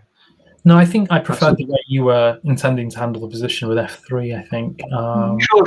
It's bishop a3 now, and this isn't the most stupid. No, you're right. Actually, bishop a3 is a good idea. But I think I mean bishop e8, right? I thought. But if bishop a3, we can just take on c1 and play a6, right? Yeah.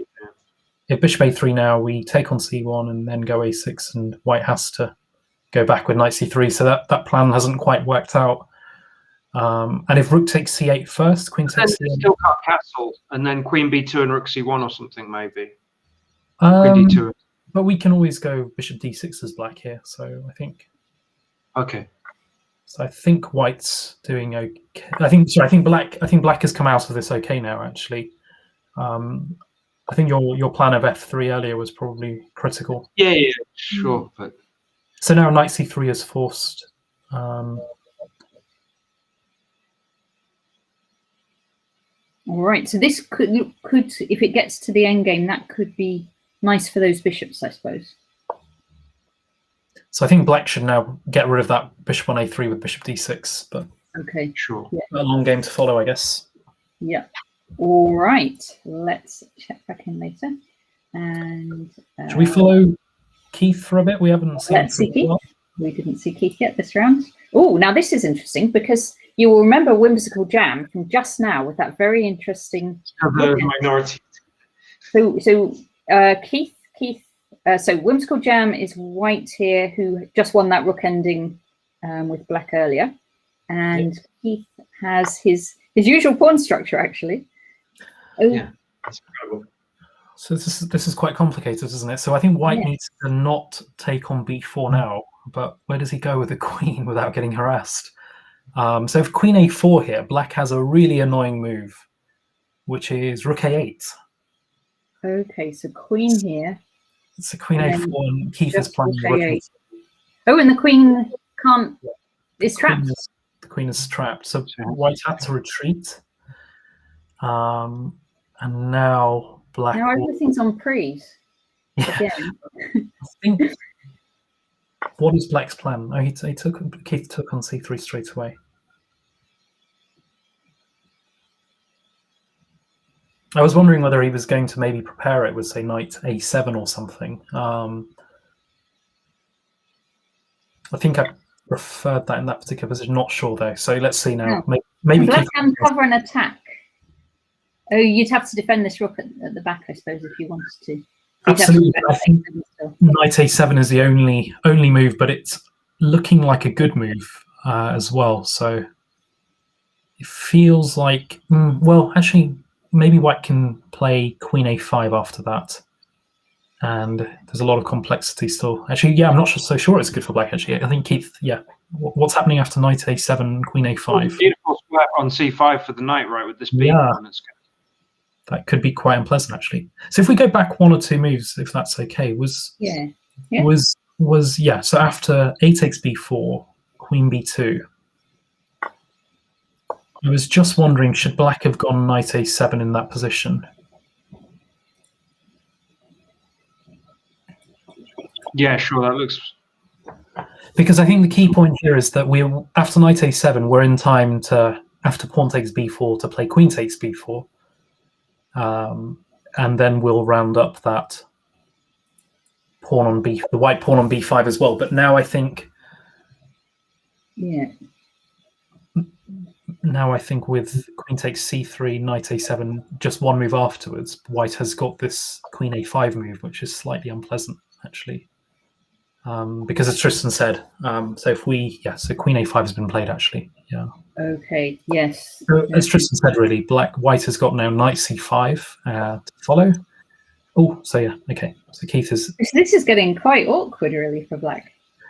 Yeah, so Keith is really going to really bank on having control on those dark squares, because if that pawn advances to B6, then white is in complete control.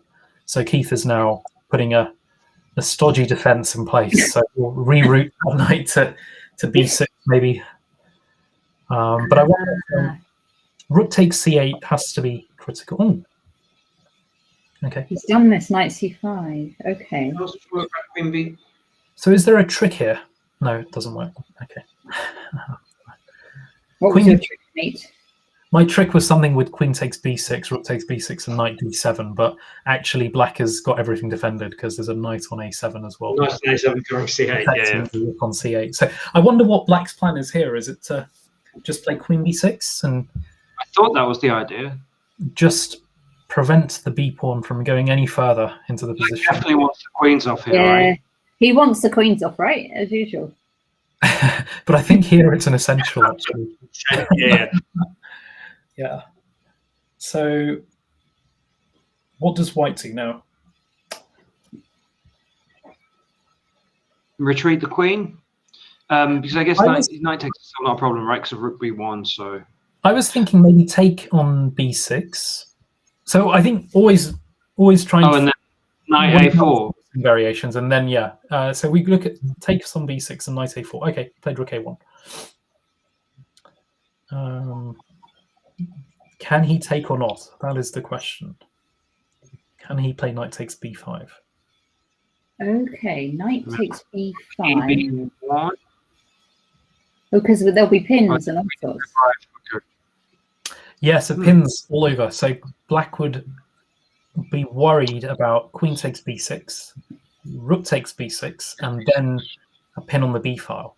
So this rook across. And rook cb. So then black could play rook cb8. So he. But then knight a4 to c3. Is that going to be enough? No, knight a4. Sorry, I'm hallucinating for a moment. Sorry. Knight over here. Oh yes. I've probably put too many arrows on here now. Can we get an analysis board for this one, maybe? Let's. Right. Do you know how to do it? My gut feeling is this might be a draw by perpetual if it goes into that. Yeah. My current skills only know the analysis board actually after the game's over. Then I can do it. All right. Yeah. That's one ahead of us. That's one ahead of us. So I think white might. Maybe Keith is thinking here because obviously he's going to always play for a win. Wait a minute, tools analysis board. That sounds plausible, doesn't it? Let's try that. Yeah. The only problem was it didn't know I wanted it for that game I was following. So Keith is obviously going to play for a win. So I think maybe he's thinking because in that particular position he recaptures the pawn on b5. However, white might have a forced perpetual because he has this knight a4, knight c5 back and forth, which I don't black can get out of. So I think he obviously would. Well, Keith would definitely not want to draw here. So I think he's going to try and figure out if there's a way to play for a win, but I'm not sure. Not sure that there is actually. Because he's having a good think here because he's normally a very fast player, isn't he? So he's definitely thinking out all these possibilities. Because I think the main way black could defend the knight on a7, aside from taking the pawn, is rook c7. Yeah. That then runs into a fork. Oh, so he has on this line with knight to b5, and our line where black wins the pawn but gets in a pin.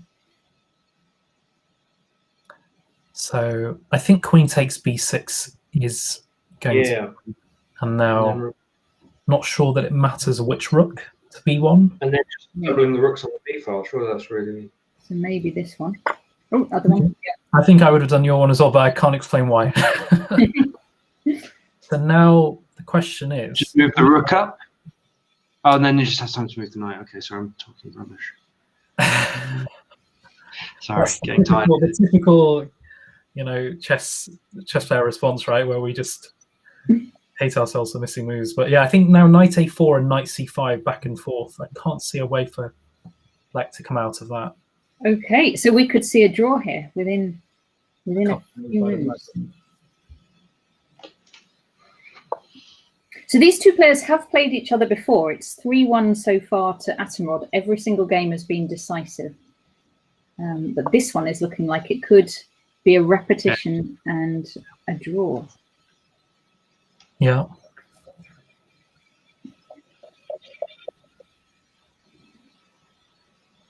I can get the next move right for once. Rook b6 you're predicting, Tristan. Well, could Keith play knight d6 here to just keep playing on? I think he might, actually. Well, Doesn't that lose an exchange, though? Yeah, and it does, but I think... yeah, no, he's not going to do that. It's a bit suicidal. But I think in positions where it's losing an exchange, but you've got a pawn and it's quite fixed pawn structure, you might. But I think, yeah, in this particular one, it makes no sense to risk it like that. So I think we'll see the players half out. So it looks like there's really no choice for the players here, but just to... I mean, I suppose white should want to repeat as well, right? I think so, because if it's one of those positions, right? I mean, if white is to not repeat, then he has a lot of problems as well. I mean, black will play knight takes e4 and be 2 pawns up. Yeah. Yeah, so it'll be a draw. Will he play knight d6? Will he play knight d6? Will he play knight d6? Is the big... I don't think he should. I mean, he is a very good endgame player, so he might do it even if he thinks it's not the best move, just to keep the chances there. Yeah, I mean, I think Keith would do it if he felt like he had some winning chances and no losing chances. Yeah, because obviously Keith won't, like us, he won't have seen WhimsicalJam's rook and pawn ending from the last round. He'd have been concentrating on his own game, so he doesn't know about WhimsicalJam's being in practice for his rook and pawn endings. Yeah. I don't think Keith would be too afraid of someone in rook and pawn. He wouldn't be worried, though, because with all of those years of experience that Keith has. So yeah, a really interesting moment. Keith's obviously thinking rook b6 would be an automatic draw, but would...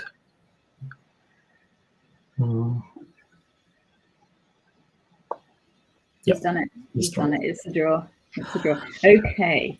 So Keith's still very much in the... Yeah, very much all to play for at the top. Should we look at some of the... Let's have a look at what's still going on. So we've got some games down here. The mate is back. Sorry? Sorry, Tristan. The mate? Frederick the mate, did you say? Yeah. What's going on there? Let's see, Frederick the mate. So some sort of Roy Lopez? Yep. But one in which black has got the black bishop, so in theory should be quite happy, I think. Bishop d8 to b6 coming at some point, but he's got to watch out for b5 obviously first. But yeah. Something like that, maybe. Okay. I think I would have played king g7 and made use of the open h file. Oh yeah, put your rook on the h file. Whenever you know, could still do it. Could still do that. Absolutely. I think we had a rhyme from our chess coach back in the day: "Put your rooks on open files," and some song after that. So I think obviously. So what was the rhyme, Ameet? I don't think he had much left, but it was the individual, the late Mike Fox, one of the most inspirational people I've ever met. So wow. It was a lot of truth to it, of course. I mean, with the rooks on the open file, it just clearly has scope, right? I'm not so. For instance, if you compare the rook on the rook move to c8 versus h8, on h8 there's a lot more potential for it. I'll tell you what Basman's saying. Michael Basman. A similar, which is get your rooks into action with a pawn transaction. And he was doing sort of swapping pawn to then open up a file for your rook. I see. So the one I had in mind was definitely not as evolved as that. So yeah, so I think black's realized, and of course in these sort of closed position, maybe one tempo is not the end of the world. So white is rerouting that knight to an awkward c6 square, but I'm not so sure that's going to be. Let's see. See how awkward it is for black. Yeah, maybe a little bit awkward. So yeah, Tristan, your move here. I mean, bishop b8 to b6 has some merits to it, of course. It looks very dangerous and threatening on that a7 to g1 diagonal.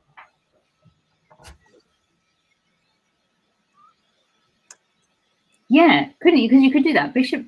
So bishop. How are we doing it? Round here. Yep. D8 out to B6. Yep. He's done it. Can Well, do some adaptation here with AB and try and swap off on the A file. Yeah. So are you saying that's good? Sorry, are you suggesting that as a plan for white, or?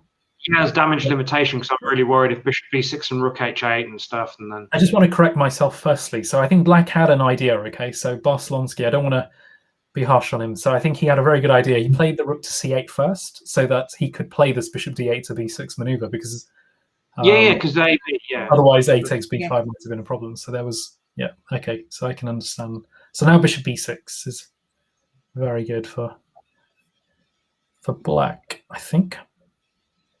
Black has to be careful though, because of this sort of knight F5 threat. Yeah.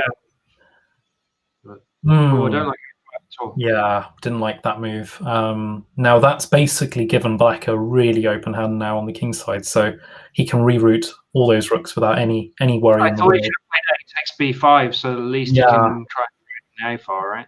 Definitely. Yeah, so maybe this, and keep it open rather than this one. Yeah. Now I feel like black must be well, it's not the end of the world, I guess, but it's but I feel like black. I'd rather be black. Yeah, exactly. I wonder, sometimes you think that and the computer suggests maybe it's absolutely fine for both sides, or maybe even white's okay and better even, I don't know. But so white's running with his king, he's running away to E2. Yeah, because the black rook can't come in. There's not like a very scary square for that rook to come in immediately. Well, the problem is actually the black has to be very careful, because if his rook came into H6, rook H4 to F4. Yeah, but then that would run into knight F5. Ooh, and we'd have a knight fork on F5, forking the king. Because rook H4 would be a lovely move if it wasn't for that sort of tactic. So now rook, because of white's earlier decision to play A5 and not A takes, black is now he's just got a free hand with that rook on A8, so he's using that on the B file now potentially. Yes.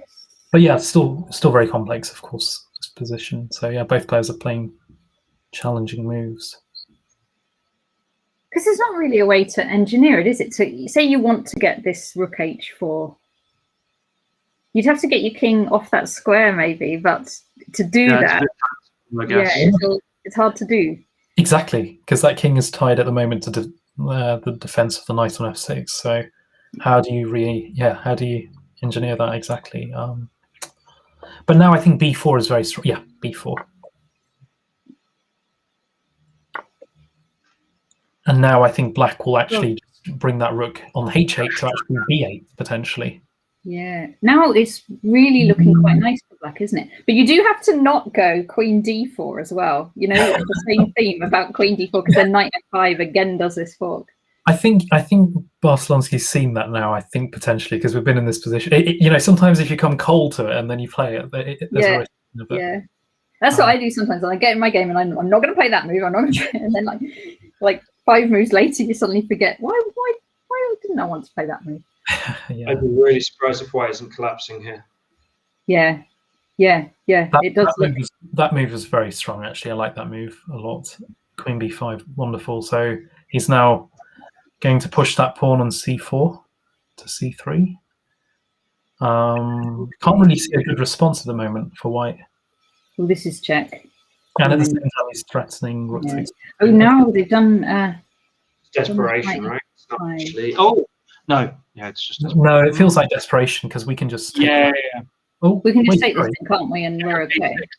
Yeah, but then. Sorry, say that again. GF knight takes. I think maybe not. Six. Tougher than I thought, actually, because we're now taking on D6 with tempo. Yeah. Oh gosh. No, this is definitely. It's taking the queen and that knight on F6. Yep. No, this is everything's coming with tempo. Serious, isn't it? Yeah, this is coming. Everything is coming with tempo at the moment. So this is real problem.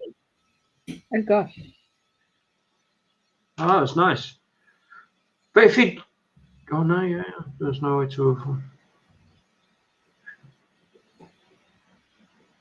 So is this good for white now? Yeah.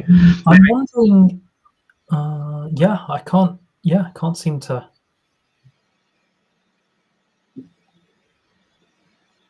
Can't seem to find an adequate move for black suddenly. What's going on?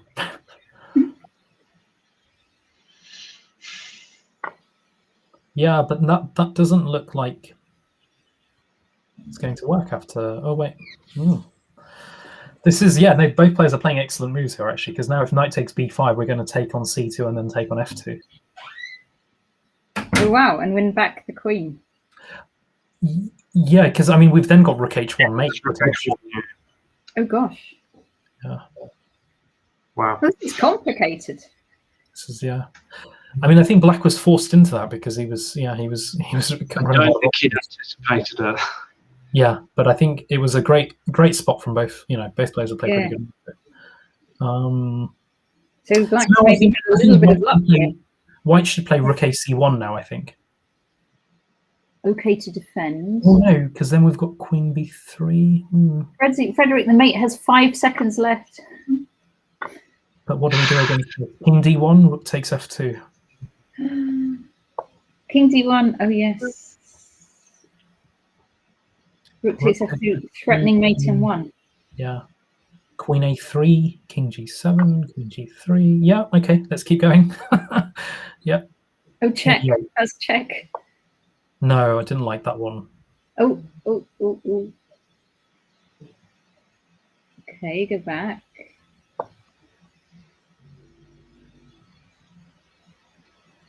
So if we check again, the king would need to go. I think queen a3, king e8. Well, king e8 is definitely one move. King e8. Then knight d6 or c7. And then king d7? Yeah. I think I would actually play it differently. I would have played king g7, queen g3, knight g4. But then queen takes g4 and then queen to c... No, but then I go king f6. Ah. Very nice. Wow.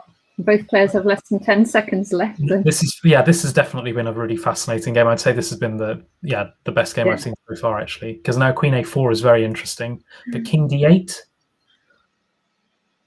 What about king c? Oh, queen c6. King c6. But then king d8 and knight d7 maybe. So the checks are drying up after queen d6, knight d7, and I think black is going to be earning a very well-earned point. Oh, I forgot about it. I completely missed the one on a8, so now he's going e7 and... That makes a lot of difference, doesn't it? Makes a huge difference. Now he's taking on a7 and taking on f2, and the game is... That was nice. He has to take on a7. Do not take on h8. Yes, he's taken on a7. But now, of course, he wins the rook back one. Win the rook. Oh, gosh, and then what's the ending? Yeah, this has been a fascinating game, actually.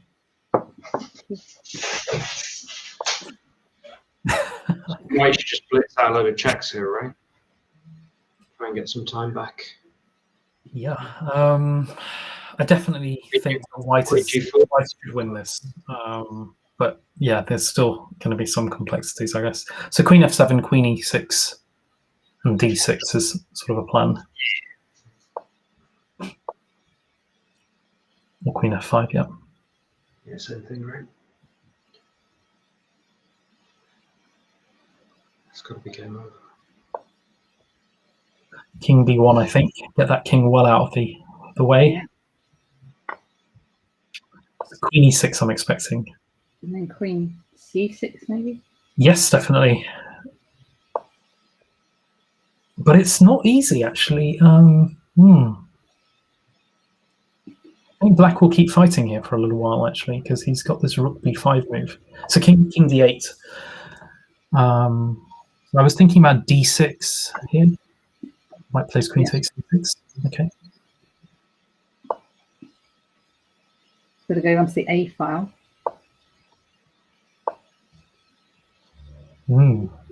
It's still not clear, is it? No, black has been very resourceful here, actually. So king d7. Let's try and get that pawn. But then surely if the F pawn drops, the G pawn's just going to be... Yeah, I mean, knight e6, G4. I think black is fighting, but it will be in vain eventually. But it's been entertaining. But maybe he can try and create a fortress on G7, rook B7 and rook G7. Nice. Oh, yeah.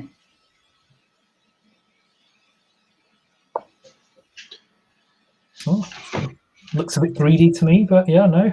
Maybe you can get away with it. Oh, and same idea, like the rook on... Yeah. Rook on G4. Okay. But I didn't like this as much. But yeah, no, he's got a point. Yep, that's a very clever move. So you can't take because of Queen D3. No. Rook takes G6 falls into, so yeah, King E7. Oh wow. Black is now looking odds on for a draw, I'd say. What an incredible game. Yeah, no, this has definitely been the game of the tournament, I'd say. Well, from what we've been able to watch.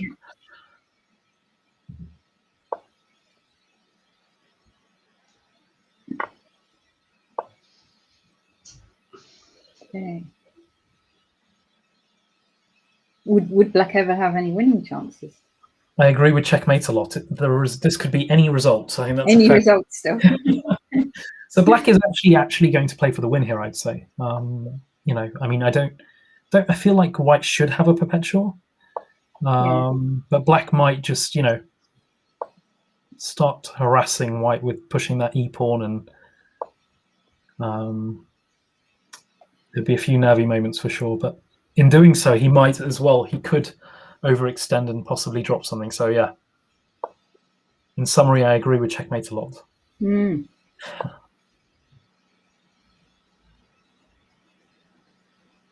They must be nervous, these players. Or certainly through that phase of the game where everything was happening at once. No, I mean, they've played it really well they've been they've been playing on increment for some time as well, haven't they? So I mean, it's very commendable, I'd say. Yeah. But now I feel like it should peter out to a draw. Just do lots of checks. Yeah. Yeah.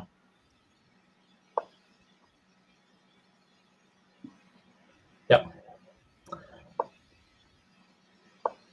A draw. Really well, awesome game. Yeah, really enjoyed that. Hard fought draw there by both players and lots of chances. Yeah, lots going on in there. Okay, just one game going on this round, which is here, Clever Dolphin against BB. I think this one's a stone cold draw, right? This is a draw. It looks like black's been offering, white's been declining. White's been declining, yeah. I do have to just nip to the loo, so hopefully nothing too... Well, give me 1 minute. Yeah, one of those annoying positions where white maybe plays on forever, but actually no, he didn't.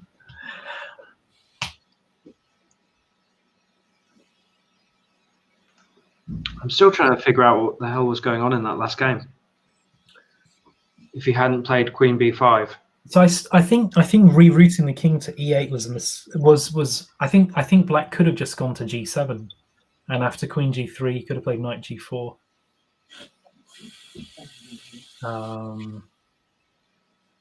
Because after Queen takes G4 there was King F6, but yeah, I can't be sure. Yeah, and then there's no more checks though. I couldn't see any more checks, so white would then have to play something. So that whole line does work. But I was just wondering if there's something simpler, like black could avoid this and not played Queen B5, allowing Knight F5. Oh, just don't allow that whole trick in the first place to just keep it. Yeah, that was very complex. So it's tough on the players this tournament, I'd say. I mean, it seems like it's one after the other, right? Yes, there's no break whatsoever, so it's very tough on the players. I mean, is this the final round? I think two more rounds to go. Okay. Well, you guys, I know I only said to you until 4 o'clock, so if you need to drop off at any point, I'm interested to see. Yeah. It's.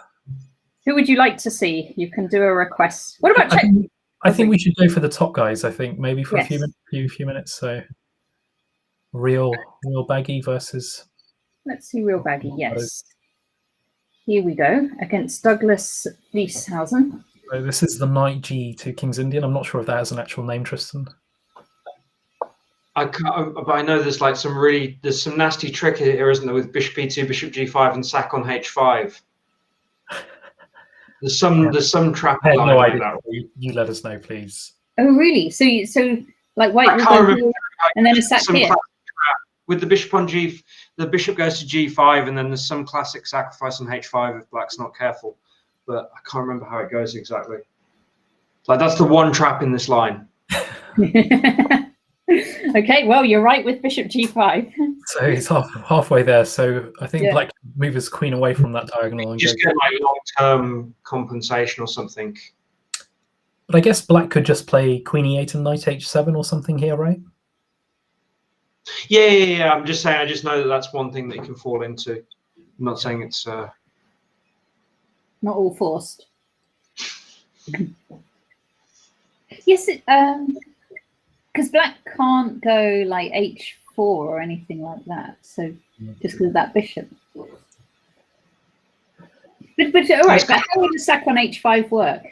So I guess there's some kind of thing where you go bishop e2, bishop takes h5, g takes h5, knight takes h5, and then you just have annoying compensation because black can't really break the.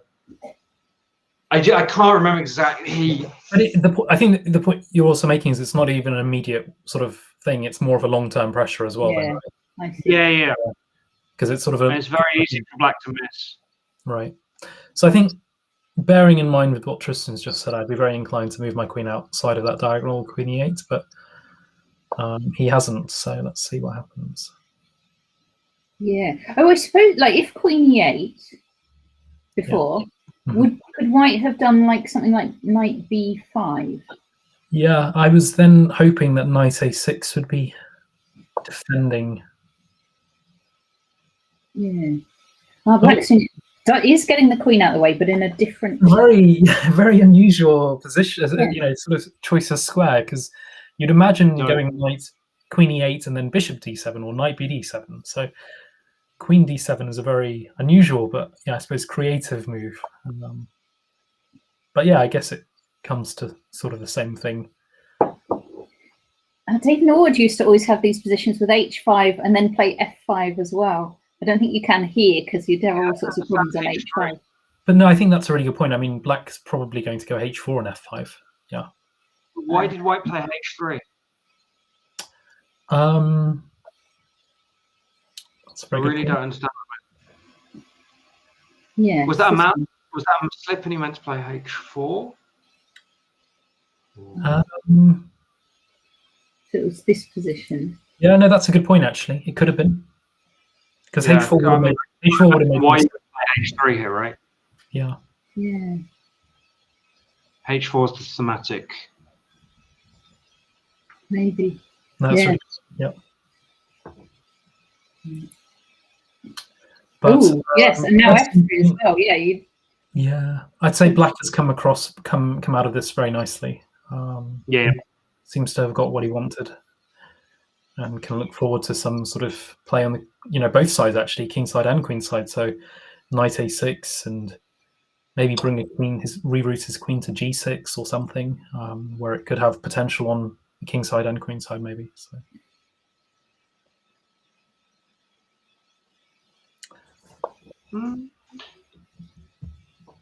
Queen d2.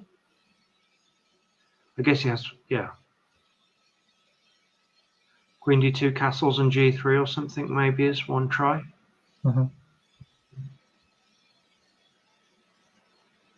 Like nice. But I mean, if you go queen d2, Tristan, I mean that knight on f1 would look slightly odd, right? Well, then I'm saying g3, right? Oh, I see. You were gonna bring it out that way. Okay. And then is black playing f4 and just. Yeah. Oh, really? Yeah. So now e4 looks pretty good, doesn't it, for a white knight? Yeah, I was really wow.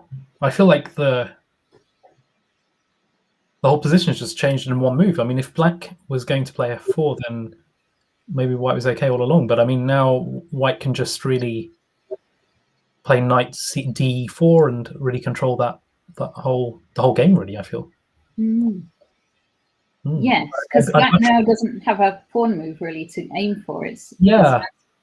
White's. If you were to look at the position and say what's weak in White's position, I mean, aside from the pawn on g2, I'm not sure there's much. So knight d4 now, and I think White's got a good game to look forward to.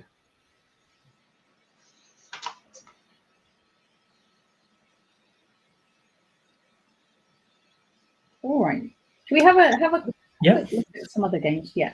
And maybe another one of the, I don't know, who's playing.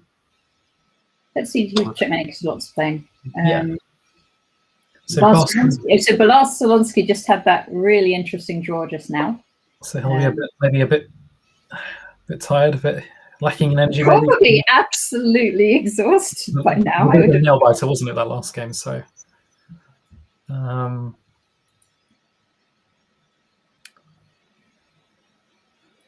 So yeah, I mean, I think this is quite a standard type position that can result from a few openings. Like, is it some sort of a Bogo maybe, or Bogo? Yeah. But yeah, I think White has a plan here of sort of maybe castling on the king side, and then bringing the knight to e1 to d3, and maybe going f3 and e4. So that's, I guess, one plan. Was b6 the right idea here? I don't play the position with the black side, so I'm not so sure. I think, I mean, it's a move, I think. But yeah, I'd be slightly worried about the plan of. You're worried about the queen side, right? Yeah, maybe.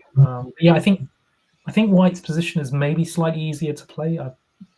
It'll be interesting to see what happens. I would have thought maybe instead of b6 would queen e8 be a bit more to the point, a bit more direct. But I guess what would be the long-term plan anyway? Would it be to play something? I don't know. I'm not sure how to handle the position with black as easy. Yeah, so, sure. But yeah, I think White's plan is definitely knight e1 and knight e3 and f3. And if he gets all of that in, he'll be doing very well. So black has to do something to counter that. Yeah.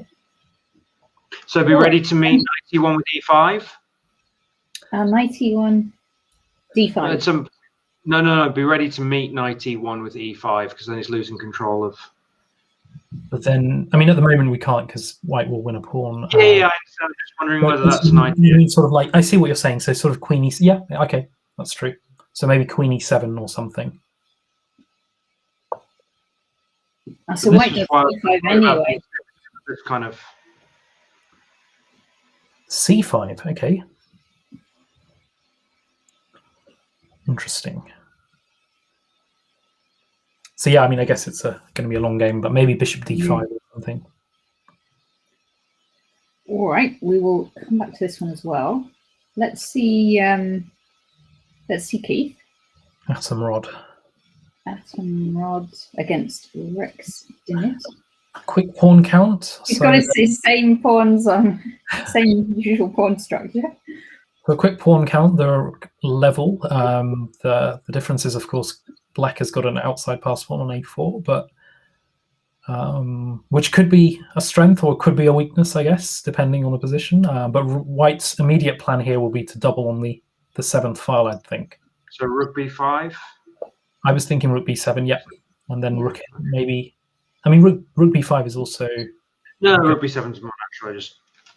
But I think rook b5 might run into knight c3 for now. So sure. Yep. Okay. So there was the doubling on the 7th, but Keith did it on the a file to pick up potentially the a pawn, which is an interesting move. Yeah, because Keith, he won't mind. He won't be thinking if it's like goes down to rook and 4 against rook and 3. Oh, that's a draw. Won't go for that. He does quite like that sort of stuff. Yeah. So he's basically, yeah, I think he's in effect saying you're not going to queen that pawn on the a file. But the question is, I mean, it could get a bit ropey now. I mean, knight c3 could be would make me. I mean, I'd be slightly uncomfortable as white here if black played knight c3. I think. What would you do? Defend king I'm not f1? sure actually. Yeah. What do you do against knight c3 here? I wonder what Keith's got planned.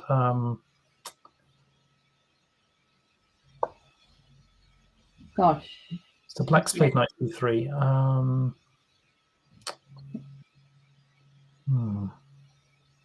Bishop. So what's the plan? Okay, so black. Okay, so Keith has actually played knight d3 straight away. So he's in effect gonna. Well, I'm not sure actually. I think he was going to maybe play knight c5 and knight d7. Could be one idea. Very tricky. Yeah. So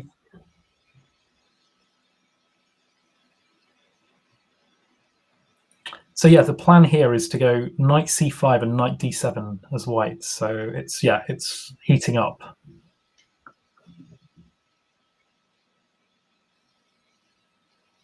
What if I just goes?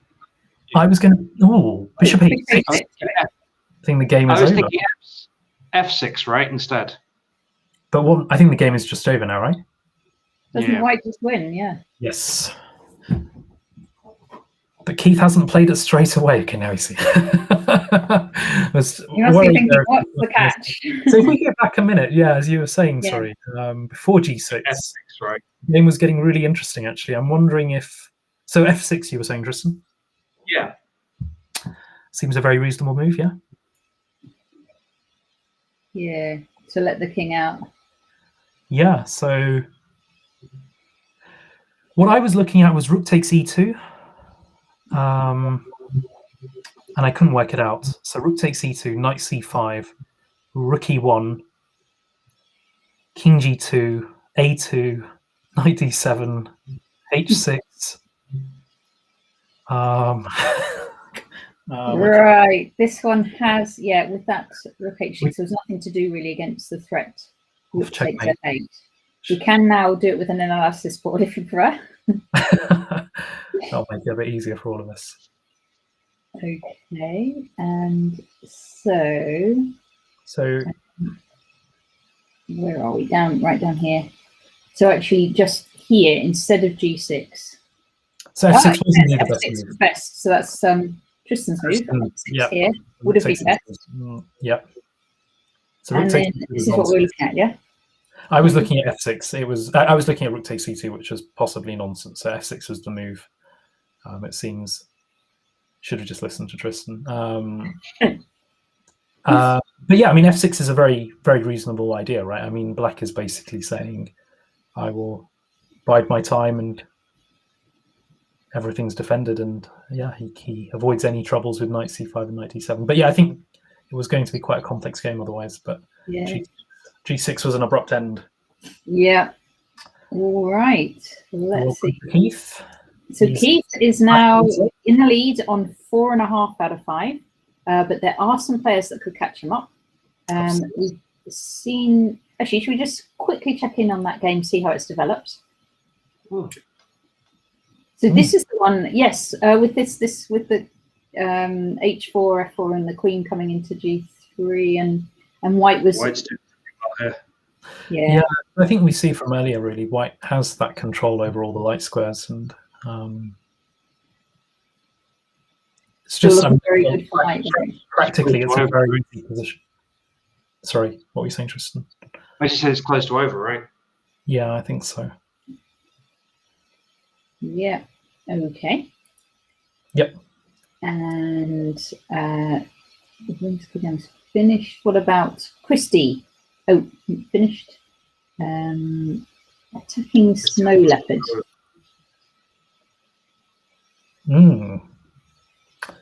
Oh, that's awkward. That's a really annoying pin on that diagonal, I think.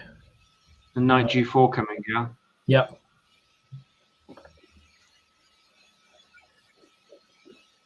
It's a bit strange. White actually played bishop h4 in that position, not knight g4, but yeah, he's got time, I guess. He can do that too. Because you might even have a rook d7 as well. Oh, nice. Yeah, oh, nice. Very nice. Yeah, very nice. This looks really awkward for...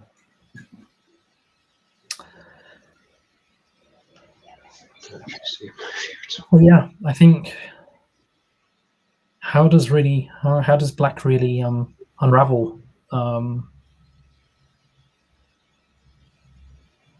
without having a horrible double pawn 6 and f7? I don't think there's really a way that's going to happen. So now I think White can just play rook takes c8 maybe. I mean, if there might be something better, but I mean, what about like knight c6 and e5? What about knight g? Or knight g4? Yeah, knight g4. Oh, I don't know. There's so many possibilities, aren't there? Yeah, there's not. I was looking at rook takes c8. No, what was I looking at? Bishop takes f6. And then he has to play gf, right? And if gf, rook take queen g4. Yeah. King h8. Rook takes d6, but I don't think it quite works. Okay, so I think yeah, maybe something simple, right? Let's go for simple. So what were you saying? Knight c6 or knight g4? I mean, knight g4 seems so tempting. Yeah. Yeah, making use of this pin and also threatening a fork if we come to it. And then just queen f3 next as well. So even more. Knight c6 is also very strong, as you've already said. I think we're going to see.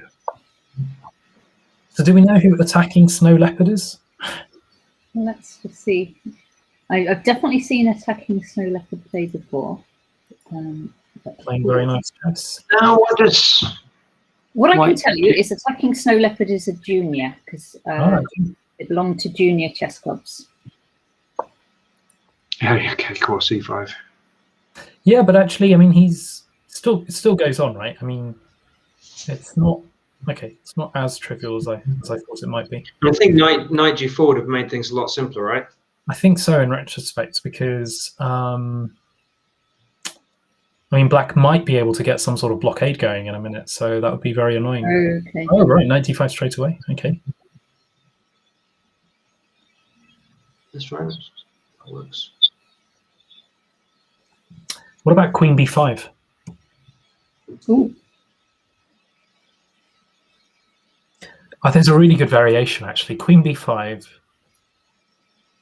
But, yeah, this is quite complex, I think. So I was looking at queen b5, bishop takes e5, and then rook takes d5, queen takes d5, knight e7. Oh, with a check, a fork, a knight fork at the end. And I think Black has the last laugh because he has rook takes c1 and it's bank rank. Yeah. That was a really This is complicated as well, isn't it? I feel like the worst's over though. What do you think of this d pawn then? Is this going to be strong for White? It's hard to say, but it looks like, I mean, I feel very comfortable as Black right now, actually. It's hard to believe he's going to fall on the light squares, right? Yeah, we just maybe need to take time out and play h6 or something if needs be. Or we might not even need to. Yeah, it might just be just taking, right? Yeah. I mean, there's no moves White has right now, really, to cause any problems. He can't further, so queen d2, but we can even play h6, or we could even take the bishop right away.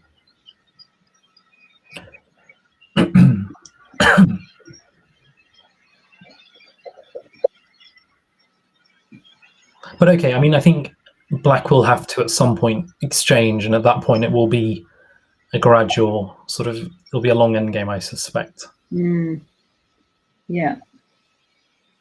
But that e pawn's going to be really useful, right? Sure. I'm sorry, stating the obvious. No, but yeah, it's not just like an extra pawn in like some rook ending. It's actually a really useful.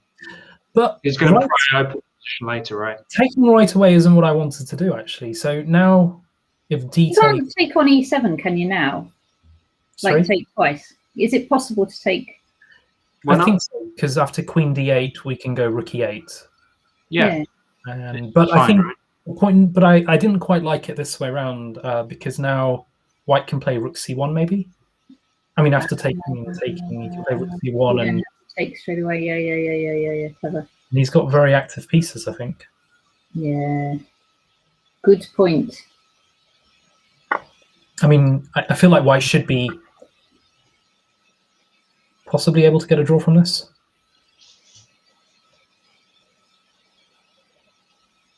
So what if rook c1 now? You just defend him. Yeah. Okay. All right, fine. Let's so it's going to be a longer game, I think. Yeah. A long game, and black's got the advantage here. Okay. What about shining silver? I don't. Oh no, it's finished. It's finished. He's on 4. So yeah. Let's keep going. Should we have a look at the boards below? Doesn't it show yes, that? Let's do that.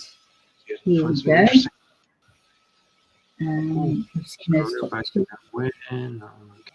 Choose a game which looks like a bit of a mess or something. Edge chess. Edge chess. Let's see edge chess. What's going on there? Equal material. Black's got very active pieces, it seems.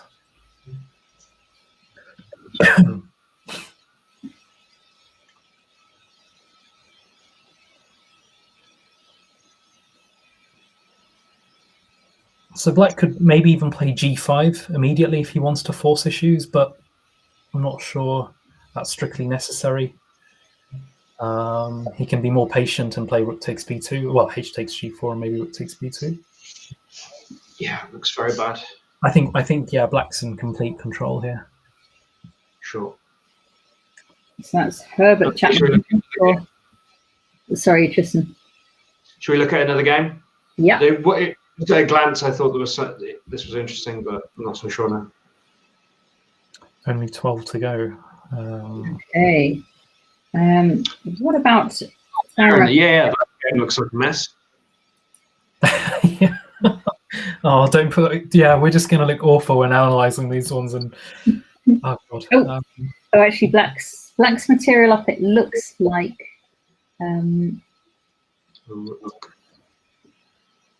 But there are a few potential checkmates in the position if white was to get something onto g8. So knight d2. So can white play queen g3 here? He's got to play that, right? That's the only. Yeah. Or you can even go back and take that knight if you wanted to. Can he play queen h3 with the idea of bishop e3? Queen h3, maybe bishop takes h3. Oh, sorry. We forget it's later Vietnam. Okay. I knew those moves would start creeping in sooner or later. See, now you couldn't you? Couldn't you take on d2 and take on g4? Yeah, I think that would be very high up on the list of moves to play. Yeah, definitely.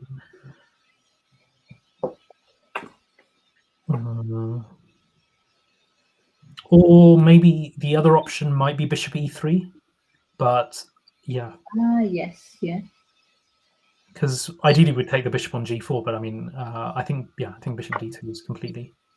So it's going to get a bit nervy for both players now, I think. Oh, sorry. Okay, so. Oh, queen e5.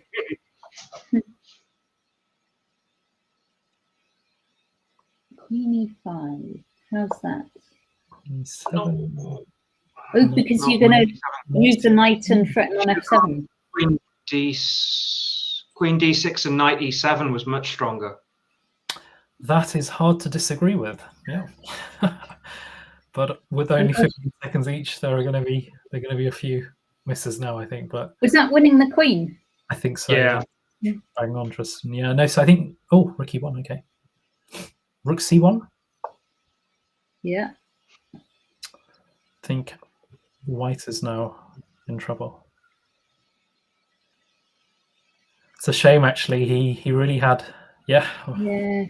He had it there with queen d6. So let's just show that. So that was instead. So we had queen e5, king f8, and now we think queen d6, king g8, and here picking up the queen. Yeah. Yeah. Unlucky there, white. Yeah. Okay. So only 7 games going. So we've only got one outright leader, I think. Yes, we do. We have RealBaggie on 5 out of 5. I think there's a few players there to watch. I think Barcelonsky's been playing an awesome chess as well. Yeah, and Atomrod's always on 4.5. This end game, actually, I was just looking. It looks quite an interesting one, actually. This one here, Christie and WhimsicalJam. Yes, let's see that. So that's a really nice move here. Knight G4 or Knight E4. Yeah, okay. This is like a study. Yeah. So White's next 2 moves, if Black didn't have any moves, would be Knight F6 and G7 mate. Yes. And I don't think Black can do too much to. Oh, can he? No, I don't think he can do too much. And you can do it with Knight G5 as well, can't you, if you want? Yeah, that's also. Knight F6. Oh, yeah, so Knight F6 now, right? Yeah, I think.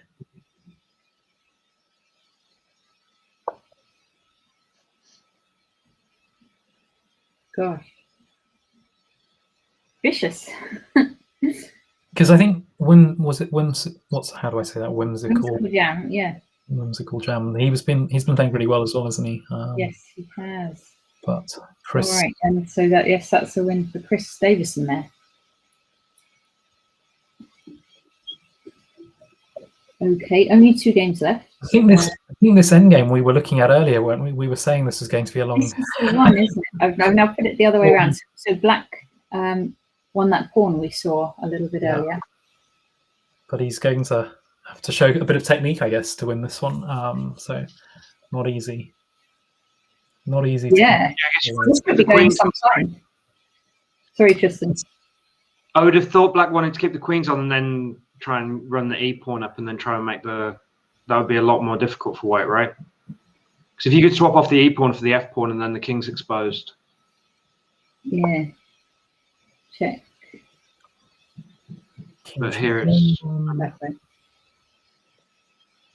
King G1 or King F1, I guess. Now, would you swap the? I did not like that move. Unfortunately, I think now Black should absolutely snap that pawn off on G2. Yeah. E5, yeah. Oh, because that, like, if Black can take off this H pawn, this Black's own H pawn is going to be a. Yeah, I think Black is now going to. Well, I would snap off on B2. I think position. Yeah, I still think in that position, White should have just paused and tried to ensure Black takes on H3 and White can take on A4, and sort of he has the 2 pawns on A2 and B2 and A3 and B2. But now now Black will play Rook H3, I think, and it'll Rook H2 and it'll be all over. Yeah. So I think Rook H2, take on H3. Checkmate a lot is saying Black can exchange rooks. I wouldn't do that, I don't think, but maybe it's true. Okay, and just bring the king back again. To be fair, I think that's actually a very good way of winning.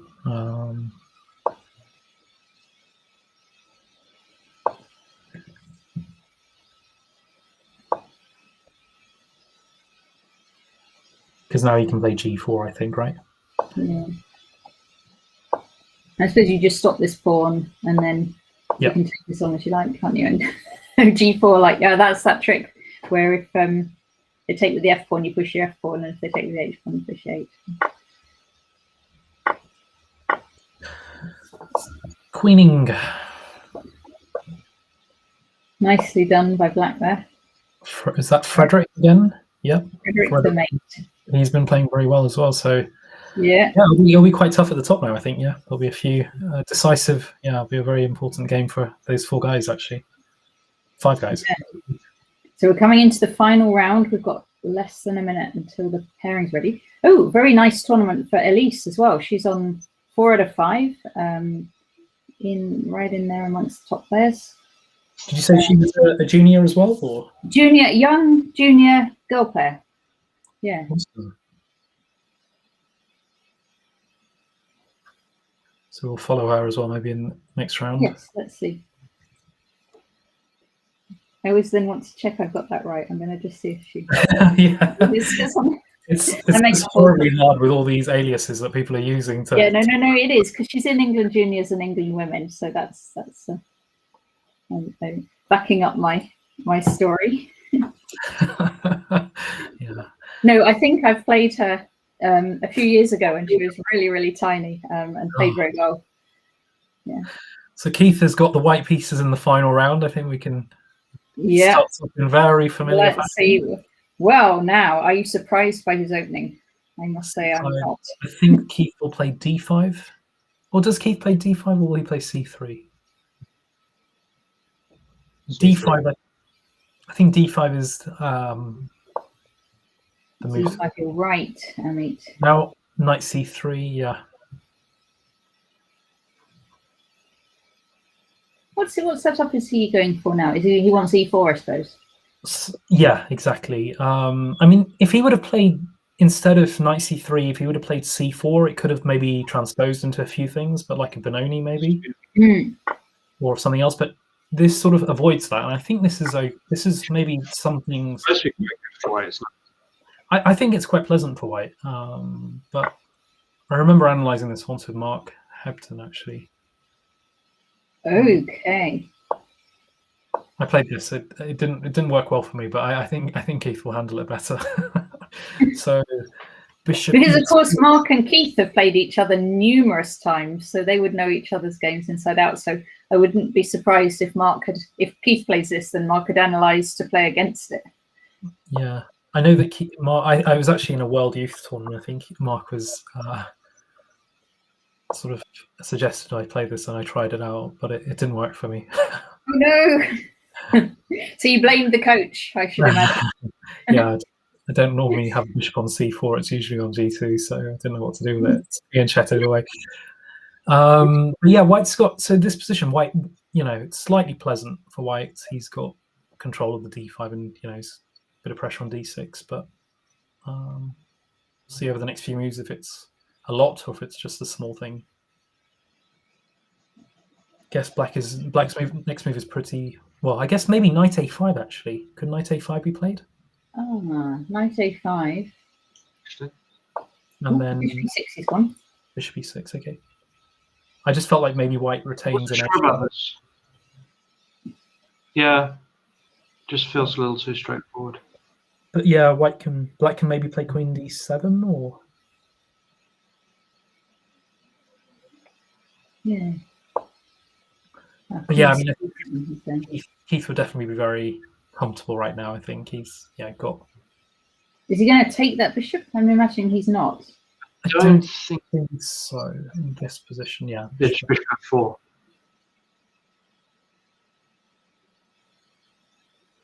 Yeah, it's kind of a worry, isn't it? At what point is it a weak pawn versus maybe an extra central pawn? Like. Yes. But Keith, yeah, he might have the option to do that a bit later as well. How about something to d1 now? Rook a d1. Yeah.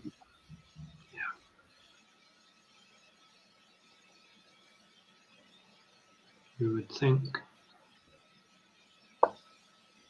Yeah, bishop d5.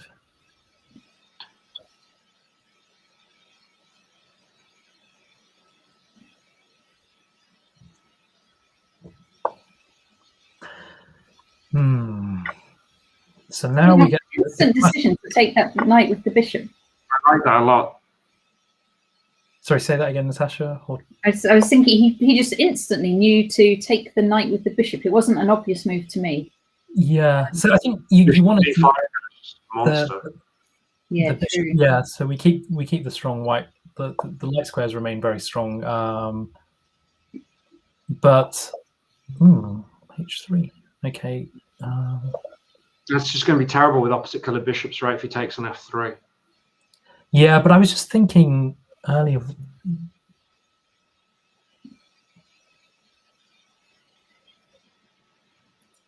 Ideally, we would have somehow kept a pawn on c3 and just played rook d1 or something, in some position. But I think black was in time, so Keith had to do it. But he didn't give us much chance to analyze the position because very quick moves.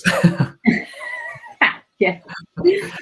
So it's tough to keep on top of. But I think Keith has played it well, and you can see, yeah, as you're saying, I mean, that bishop on d5 is quite a thorn in Black's side. But yeah, I guess it's still going to be tough to prove something in terms of how we wouldn't be surprised if we see some of these f pawns moving in a moment.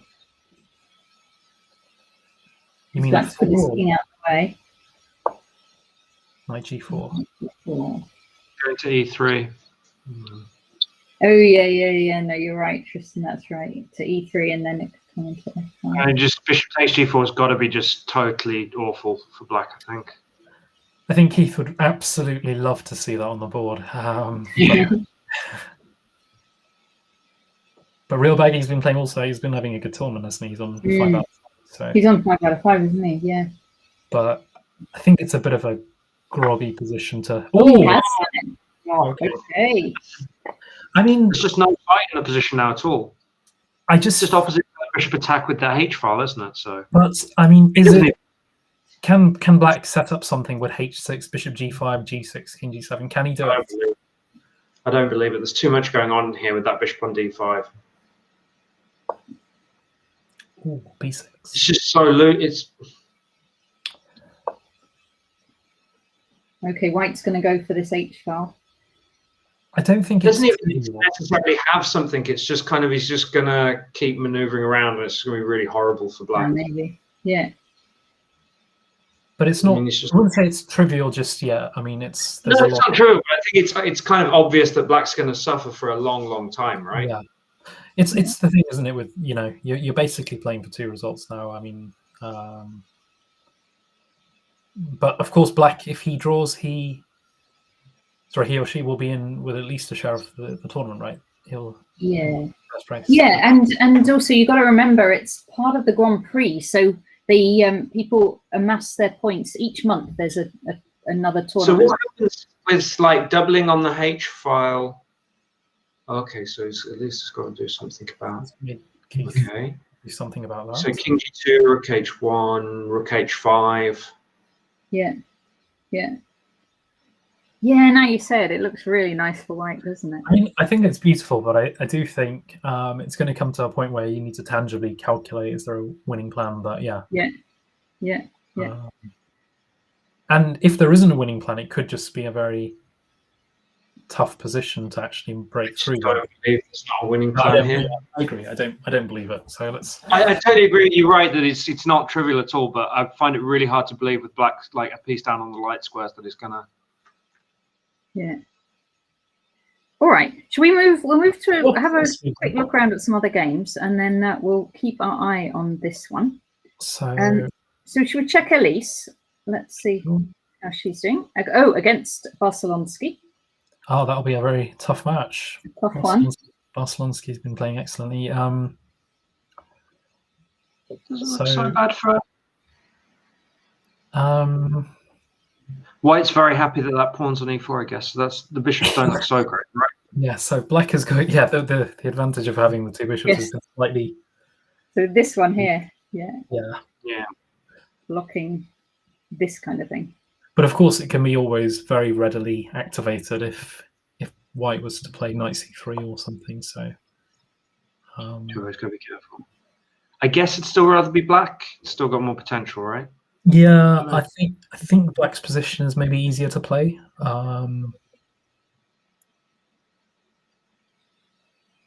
But what's White trying for?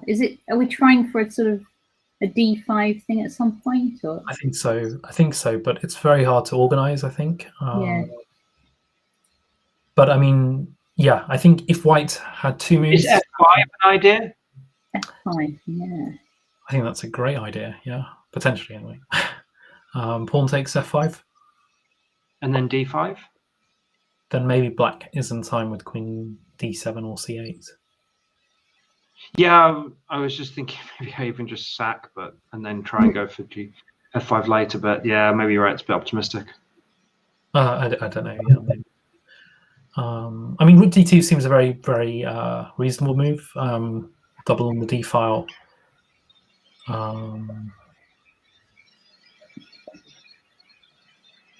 Yeah, I think this is a very double-edged game. That's definitely an idea, right? Playing for f5. It's going to be quite tricky to me. White can. Yeah. I feel like if black plays f5, then that's some of white's headaches over, right? Yeah, a little bit. Yeah. Okay. Yeah. Okay. Have a little look around. Maybe what about, we haven't seen BK George, I don't think. We don't know who BK George is, or I'm gonna just look in another tab and see what information. Oh dear, Barnett Jr. Okay, another junior player for BK George. So BK George is black. I tell you, actually, seeing these tournaments, we are seeing a lot of junior players doing very well. It's very nice to see. Yeah, so BK George is black. My same research on white. Is white also a junior, or? It's just going to have a little look. You're checking that. English youth. English youth. So they're all juniors. Yeah. Yes, I think it's quite double edged, but maybe white's. I think black's doing fine. Fine-ish. Oh, have we got knight e4 now? Maybe not as big a deal as I thought initially. I thought maybe knight d6 to e4 and then followed by c5. Nice. So this knight in here, do you mean? Yeah, and then c5. Because if d takes c5, then we have g5 winning a piece. BK George has played it.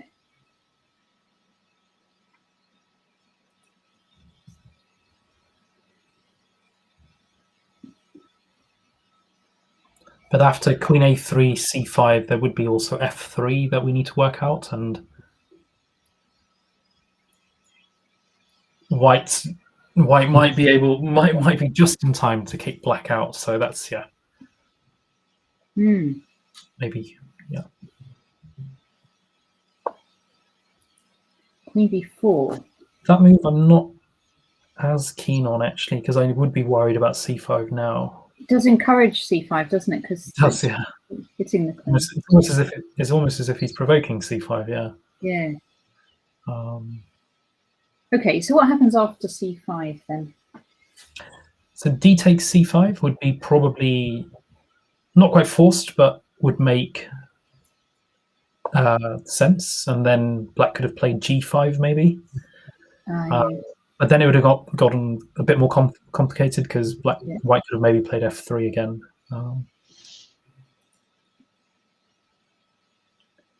I like this move though. So what's black going to do after f3? Queen. So let me check.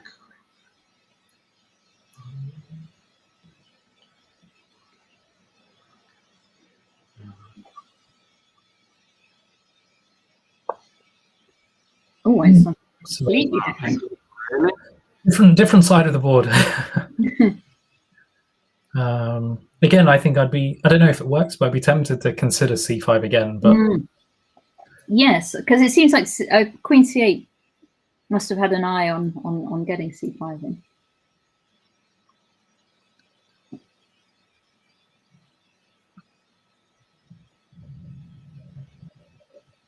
Queen f5, is that worse? e5. We're not guessing these ones, are we? No, so what's happening after queen takes b5, knight takes c3? c3. So queen d.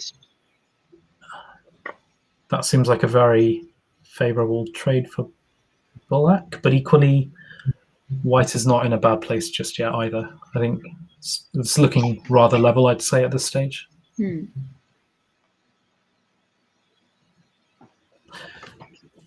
Okay. All right. Let's check someone. Has there been any developments at the top? So what's going on in the game? On that's this game here. Looks like it's becoming hotting up. So Keith has won the exchange, but black has, well, a bishop and a pawn for the rook and some counterplay for the yeah.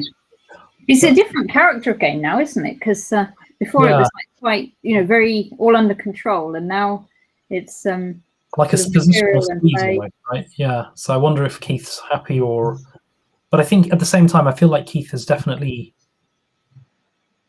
doing better here. Very tangible plan. Can we just quickly go through the last few moves, if that's okay? Or yeah, let's do that very quickly. So, it's intrigued how we got from the previous position to here. We had the bishop on there. It looks like a sacrifice. Right. So we have this. Yeah. So I think we had it around here. So it was Queen D7, yeah, and then Keith played Queen E2. Bishop F6, King G2, A6, go to B5. And the rook did come to the H file. F4. Ooh. Yeah, no, this was very pleasant. Okay. 25, yeah. So Keith's trying to just get it onto the H file and go from 8. Yeah. Okay. So so Black does sacrifice the exchange to kind of open up. I think he was getting very scared about the white pressure there. So yeah, he decided. Yeah. But equally, I mean, it changes the dynamic of the game, of course, because now he's also got some threats, and he's winning lots of material as well. So let's have a look. Queen takes A2. D2. So Black does have 2 pawns for this exchange, and this is where we're up to, actually.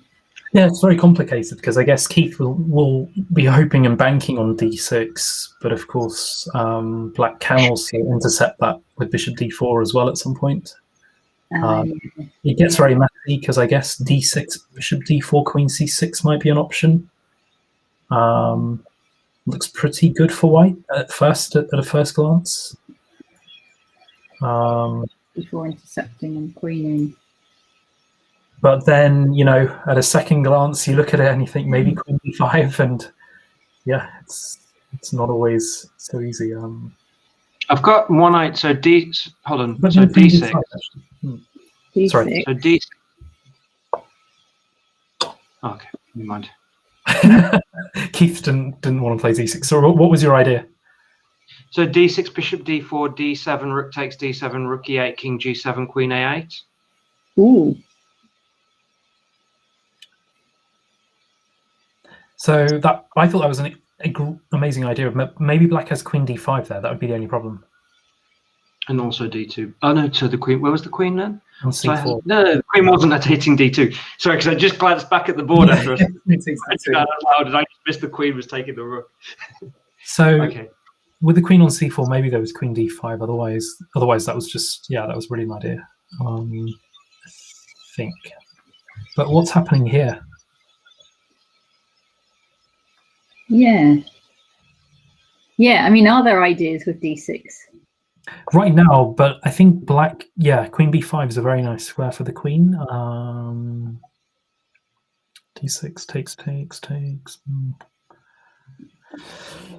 Yeah, D6 surely. Well, D6 Rook takes D6, Rook E8, and Bishop F8. Queen A8. White throws the last, Queen right into the corner, and pretty good. But then you would have to be worried about, I don't know. He's already had a game, didn't he, where he won with a Rook E8, Bishop F8, and managed to... Has to do it without the Bishop on H6 this time, but he may well do it. How is this going to work?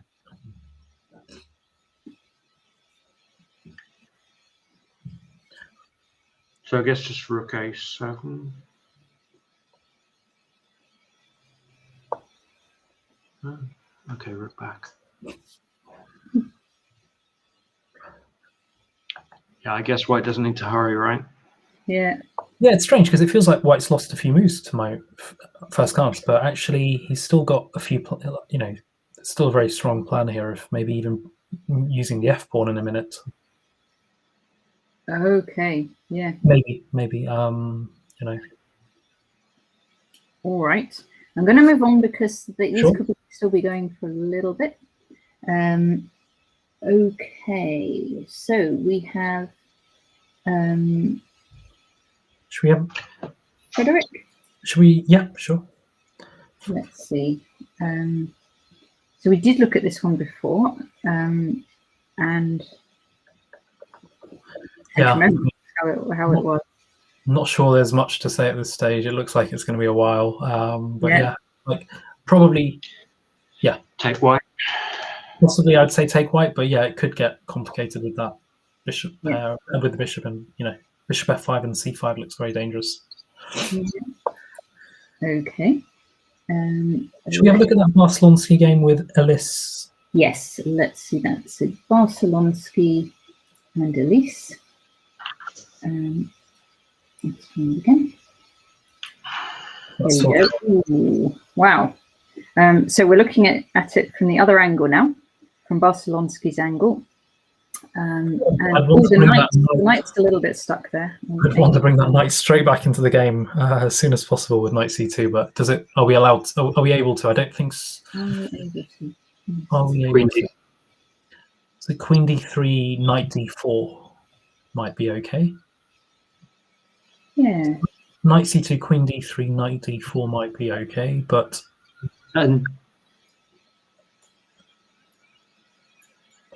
so definitely it's to d4. That looks much GF more comfortable, right? I mean, just GF check. Oh no, king takes, and then there's nothing. No, decent. Okay. Yeah, so I thought king takes. But after knight c2, there's also g takes f4, which you have to consider, and then White would. And then do queen. Yeah, so White would be forced to respond with e takes f4, and then Black could play queen d3 again. Oh, and then it's check. It's check, and White would have to hope that queen takes, pawn takes, knight c3. There's just a lot of arrows here. Really well done, Natasha, with all those arrows. Like, wow. It's a bit risky. Now look at this h4. I mean, I'd be very scared with that move. Not to have my piece in the game, but maybe.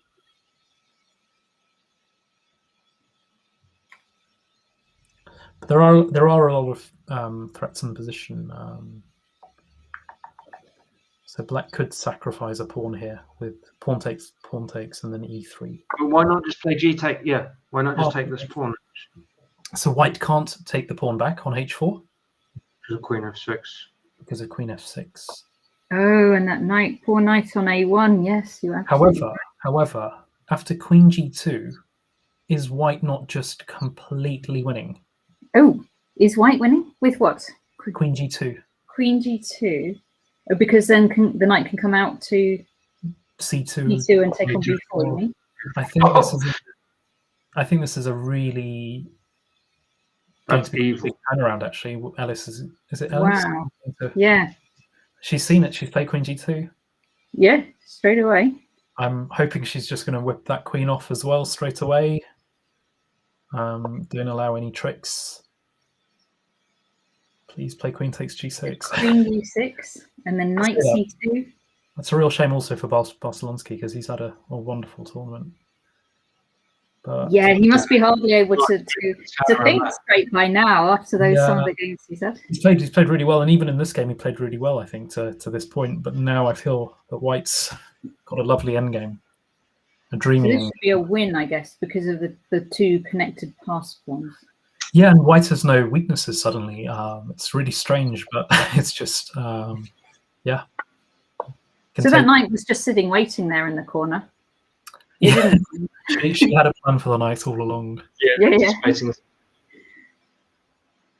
But yeah, I think you can do a lot of things now. I mean, maybe. Should we have a look at something else? Yeah. Okay. Let's see. All right. So, no, Keith managed to draw that only. So he RealBaggie is. Ah, yes. So the RealBaggie is going to take the maximum score from this event. Could be caught up by Barcelonsky. So well done to RealBaggie. We don't know. He's the one we don't know, or do we? No, we do. It's it's Chris Gant. Oh, Chris Gant, you mentioned. A senior player. Oh wow, excellent result. I think a senior player. I think I'm right, because unless there's more than I know a Chris Gant who's a senior player, but it's possible it's not the same Chris Gant. So I don't want to say it's a senior player if it's not. Yeah, okay. So what about WhimsicalJam against this is Peace Up. Yep, I think Whimsical won that. That's been a good tournament for WhimsicalJam as well, I think. Okay. I think Dallas won as well, so that's happened. So we looked at this one before. Oh my goodness. Let's just see that one. Oh, it's checkmating one.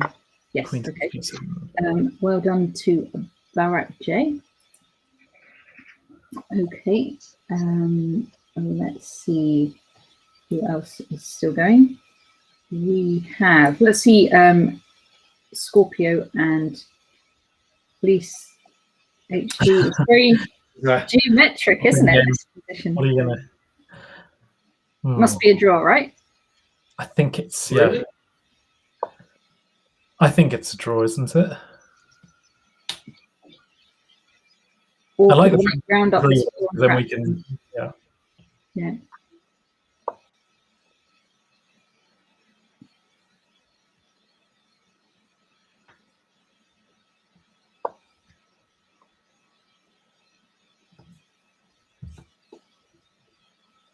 Yeah, I think that's a draw. Draw. All right. What else do we have? There's 10 games left. Just 10 games left. I think all the important sort of top end of the tournament's been decided, hasn't it? So maybe we can just look at maybe anyone that we haven't followed already. We've seen yet. That's a good idea. All right. Let's see this one. Opposite bishops. Opposite bishops. Is that a draw? Is that going to be a draw? It probably is, right? Dead draw, isn't it? We don't make sure that bishop stays on, if the black stays on that diagonal, on the B1 to H7 diagonal, doesn't shift. Yeah. Okay. Let's see. So Poisonous Mushroom and New White Baseball. We did see them both play before. This is a interesting little rook and pawn endgame. I don't think I've seen an endgame quite like this. Oh, Black's got to be careful not to suddenly allow a back rank mate here now. Yeah.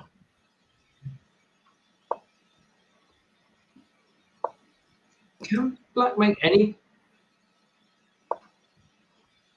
Oh wow, White's really.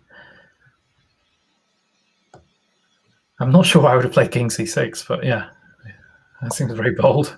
Yeah. What should Black do? Just push the G pawn. I feel like it could just. If you do that, yeah, exactly. It could be caught quite quickly. So backfire. I feel like it's one of those where White has enough activity to have a draw here. Yeah. Yeah. But hard to be sure as well. It is a draw. They've agreed a draw. Okay. Just 7 games going. Okay. Has Ellis won, or is that game still going on? Still going. Still going. Let's see Ellis. We have a quick look. Yeah. So, oh, interesting. Okay, so the Black King has now got over to stop these pawns. So I suppose is this easy to win? So I think. Oh, so that's laying a bit of a trap. So if White takes on F5, the bishop will pin on E6. But actually, even that should be fine for White. No, maybe not actually. That's a bit of a tricky move. So I think avoid it. King H4. Yes, well played. Okay, King G3. But I think Knight E6 should be. Oh, interesting. Is there a reason why we can't play Knight E6?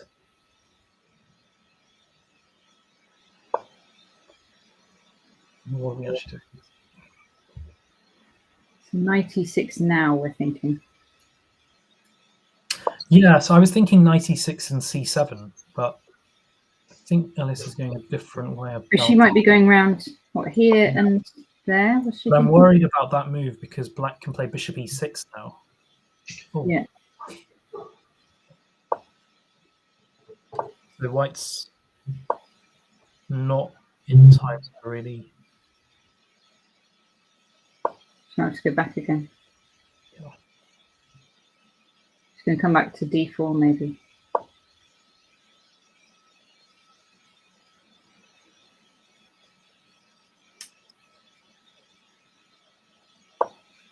Yep. 96, I think. 96 now. That's really long. Ooh. That should be good, I think. Oh, no, I'm not sure actually. I think this might be. I'll work it out. I'm not feeling it as a draw, but yeah. If the bishop moves, we're going to move the H pawn, are we? F pawn. It could be a very interesting endgame, yeah. That was. No, my gut feeling is a black win now, actually. Oh no. But my gut feeling seems to be changing every move, so don't. So, because. No, you're completely right. Yeah, because now bishop g2 is a problem as well. Yeah.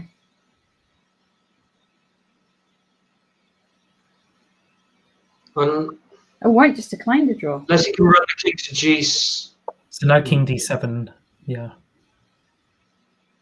King f6 to g7. Oh no, not f6. Well, Oh, maybe. I'm not sure it might be. No, I don't believe it. This is. I think it's drawn. Why?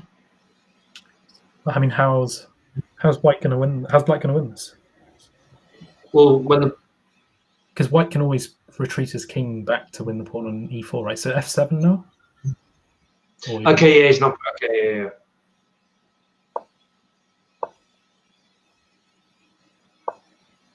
No, I didn't want that. But, is that also? I think there was another way of doing it, but I thought there was a way back. Even this might be all okay. Yeah, you're right. Yeah, so king g6, king e6, bishop a2, king e5. So, black, yeah, king e5. Nice one. Okay, should be a draw. That's nice.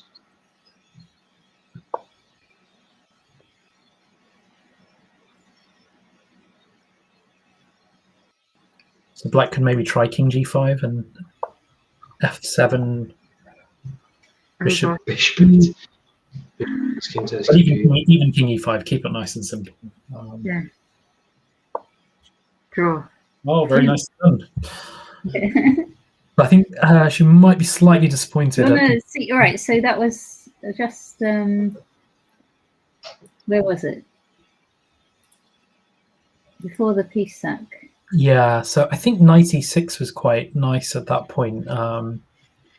Yeah, 96 was best. Yeah, they agree.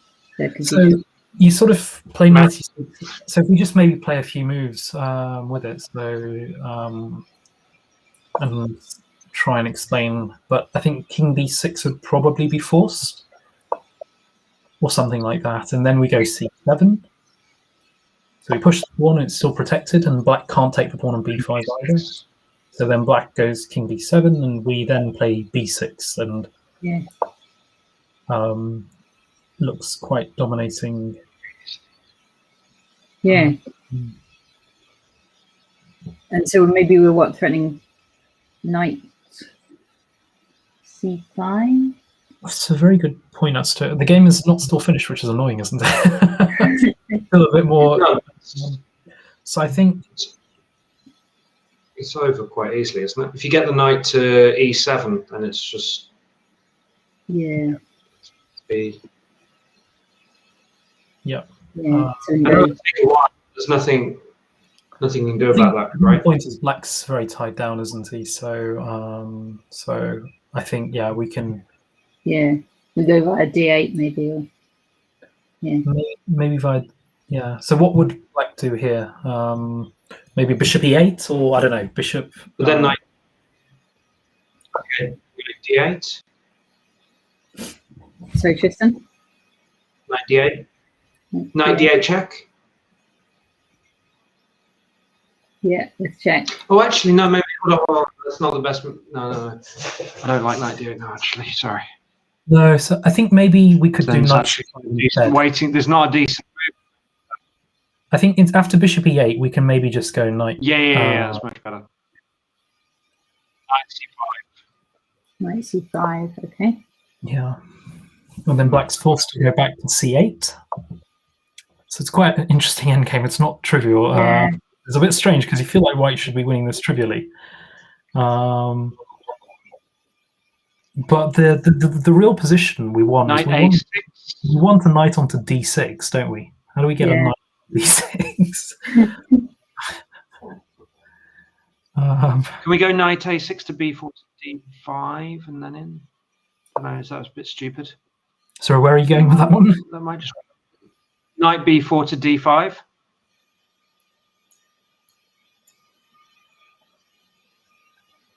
Yeah.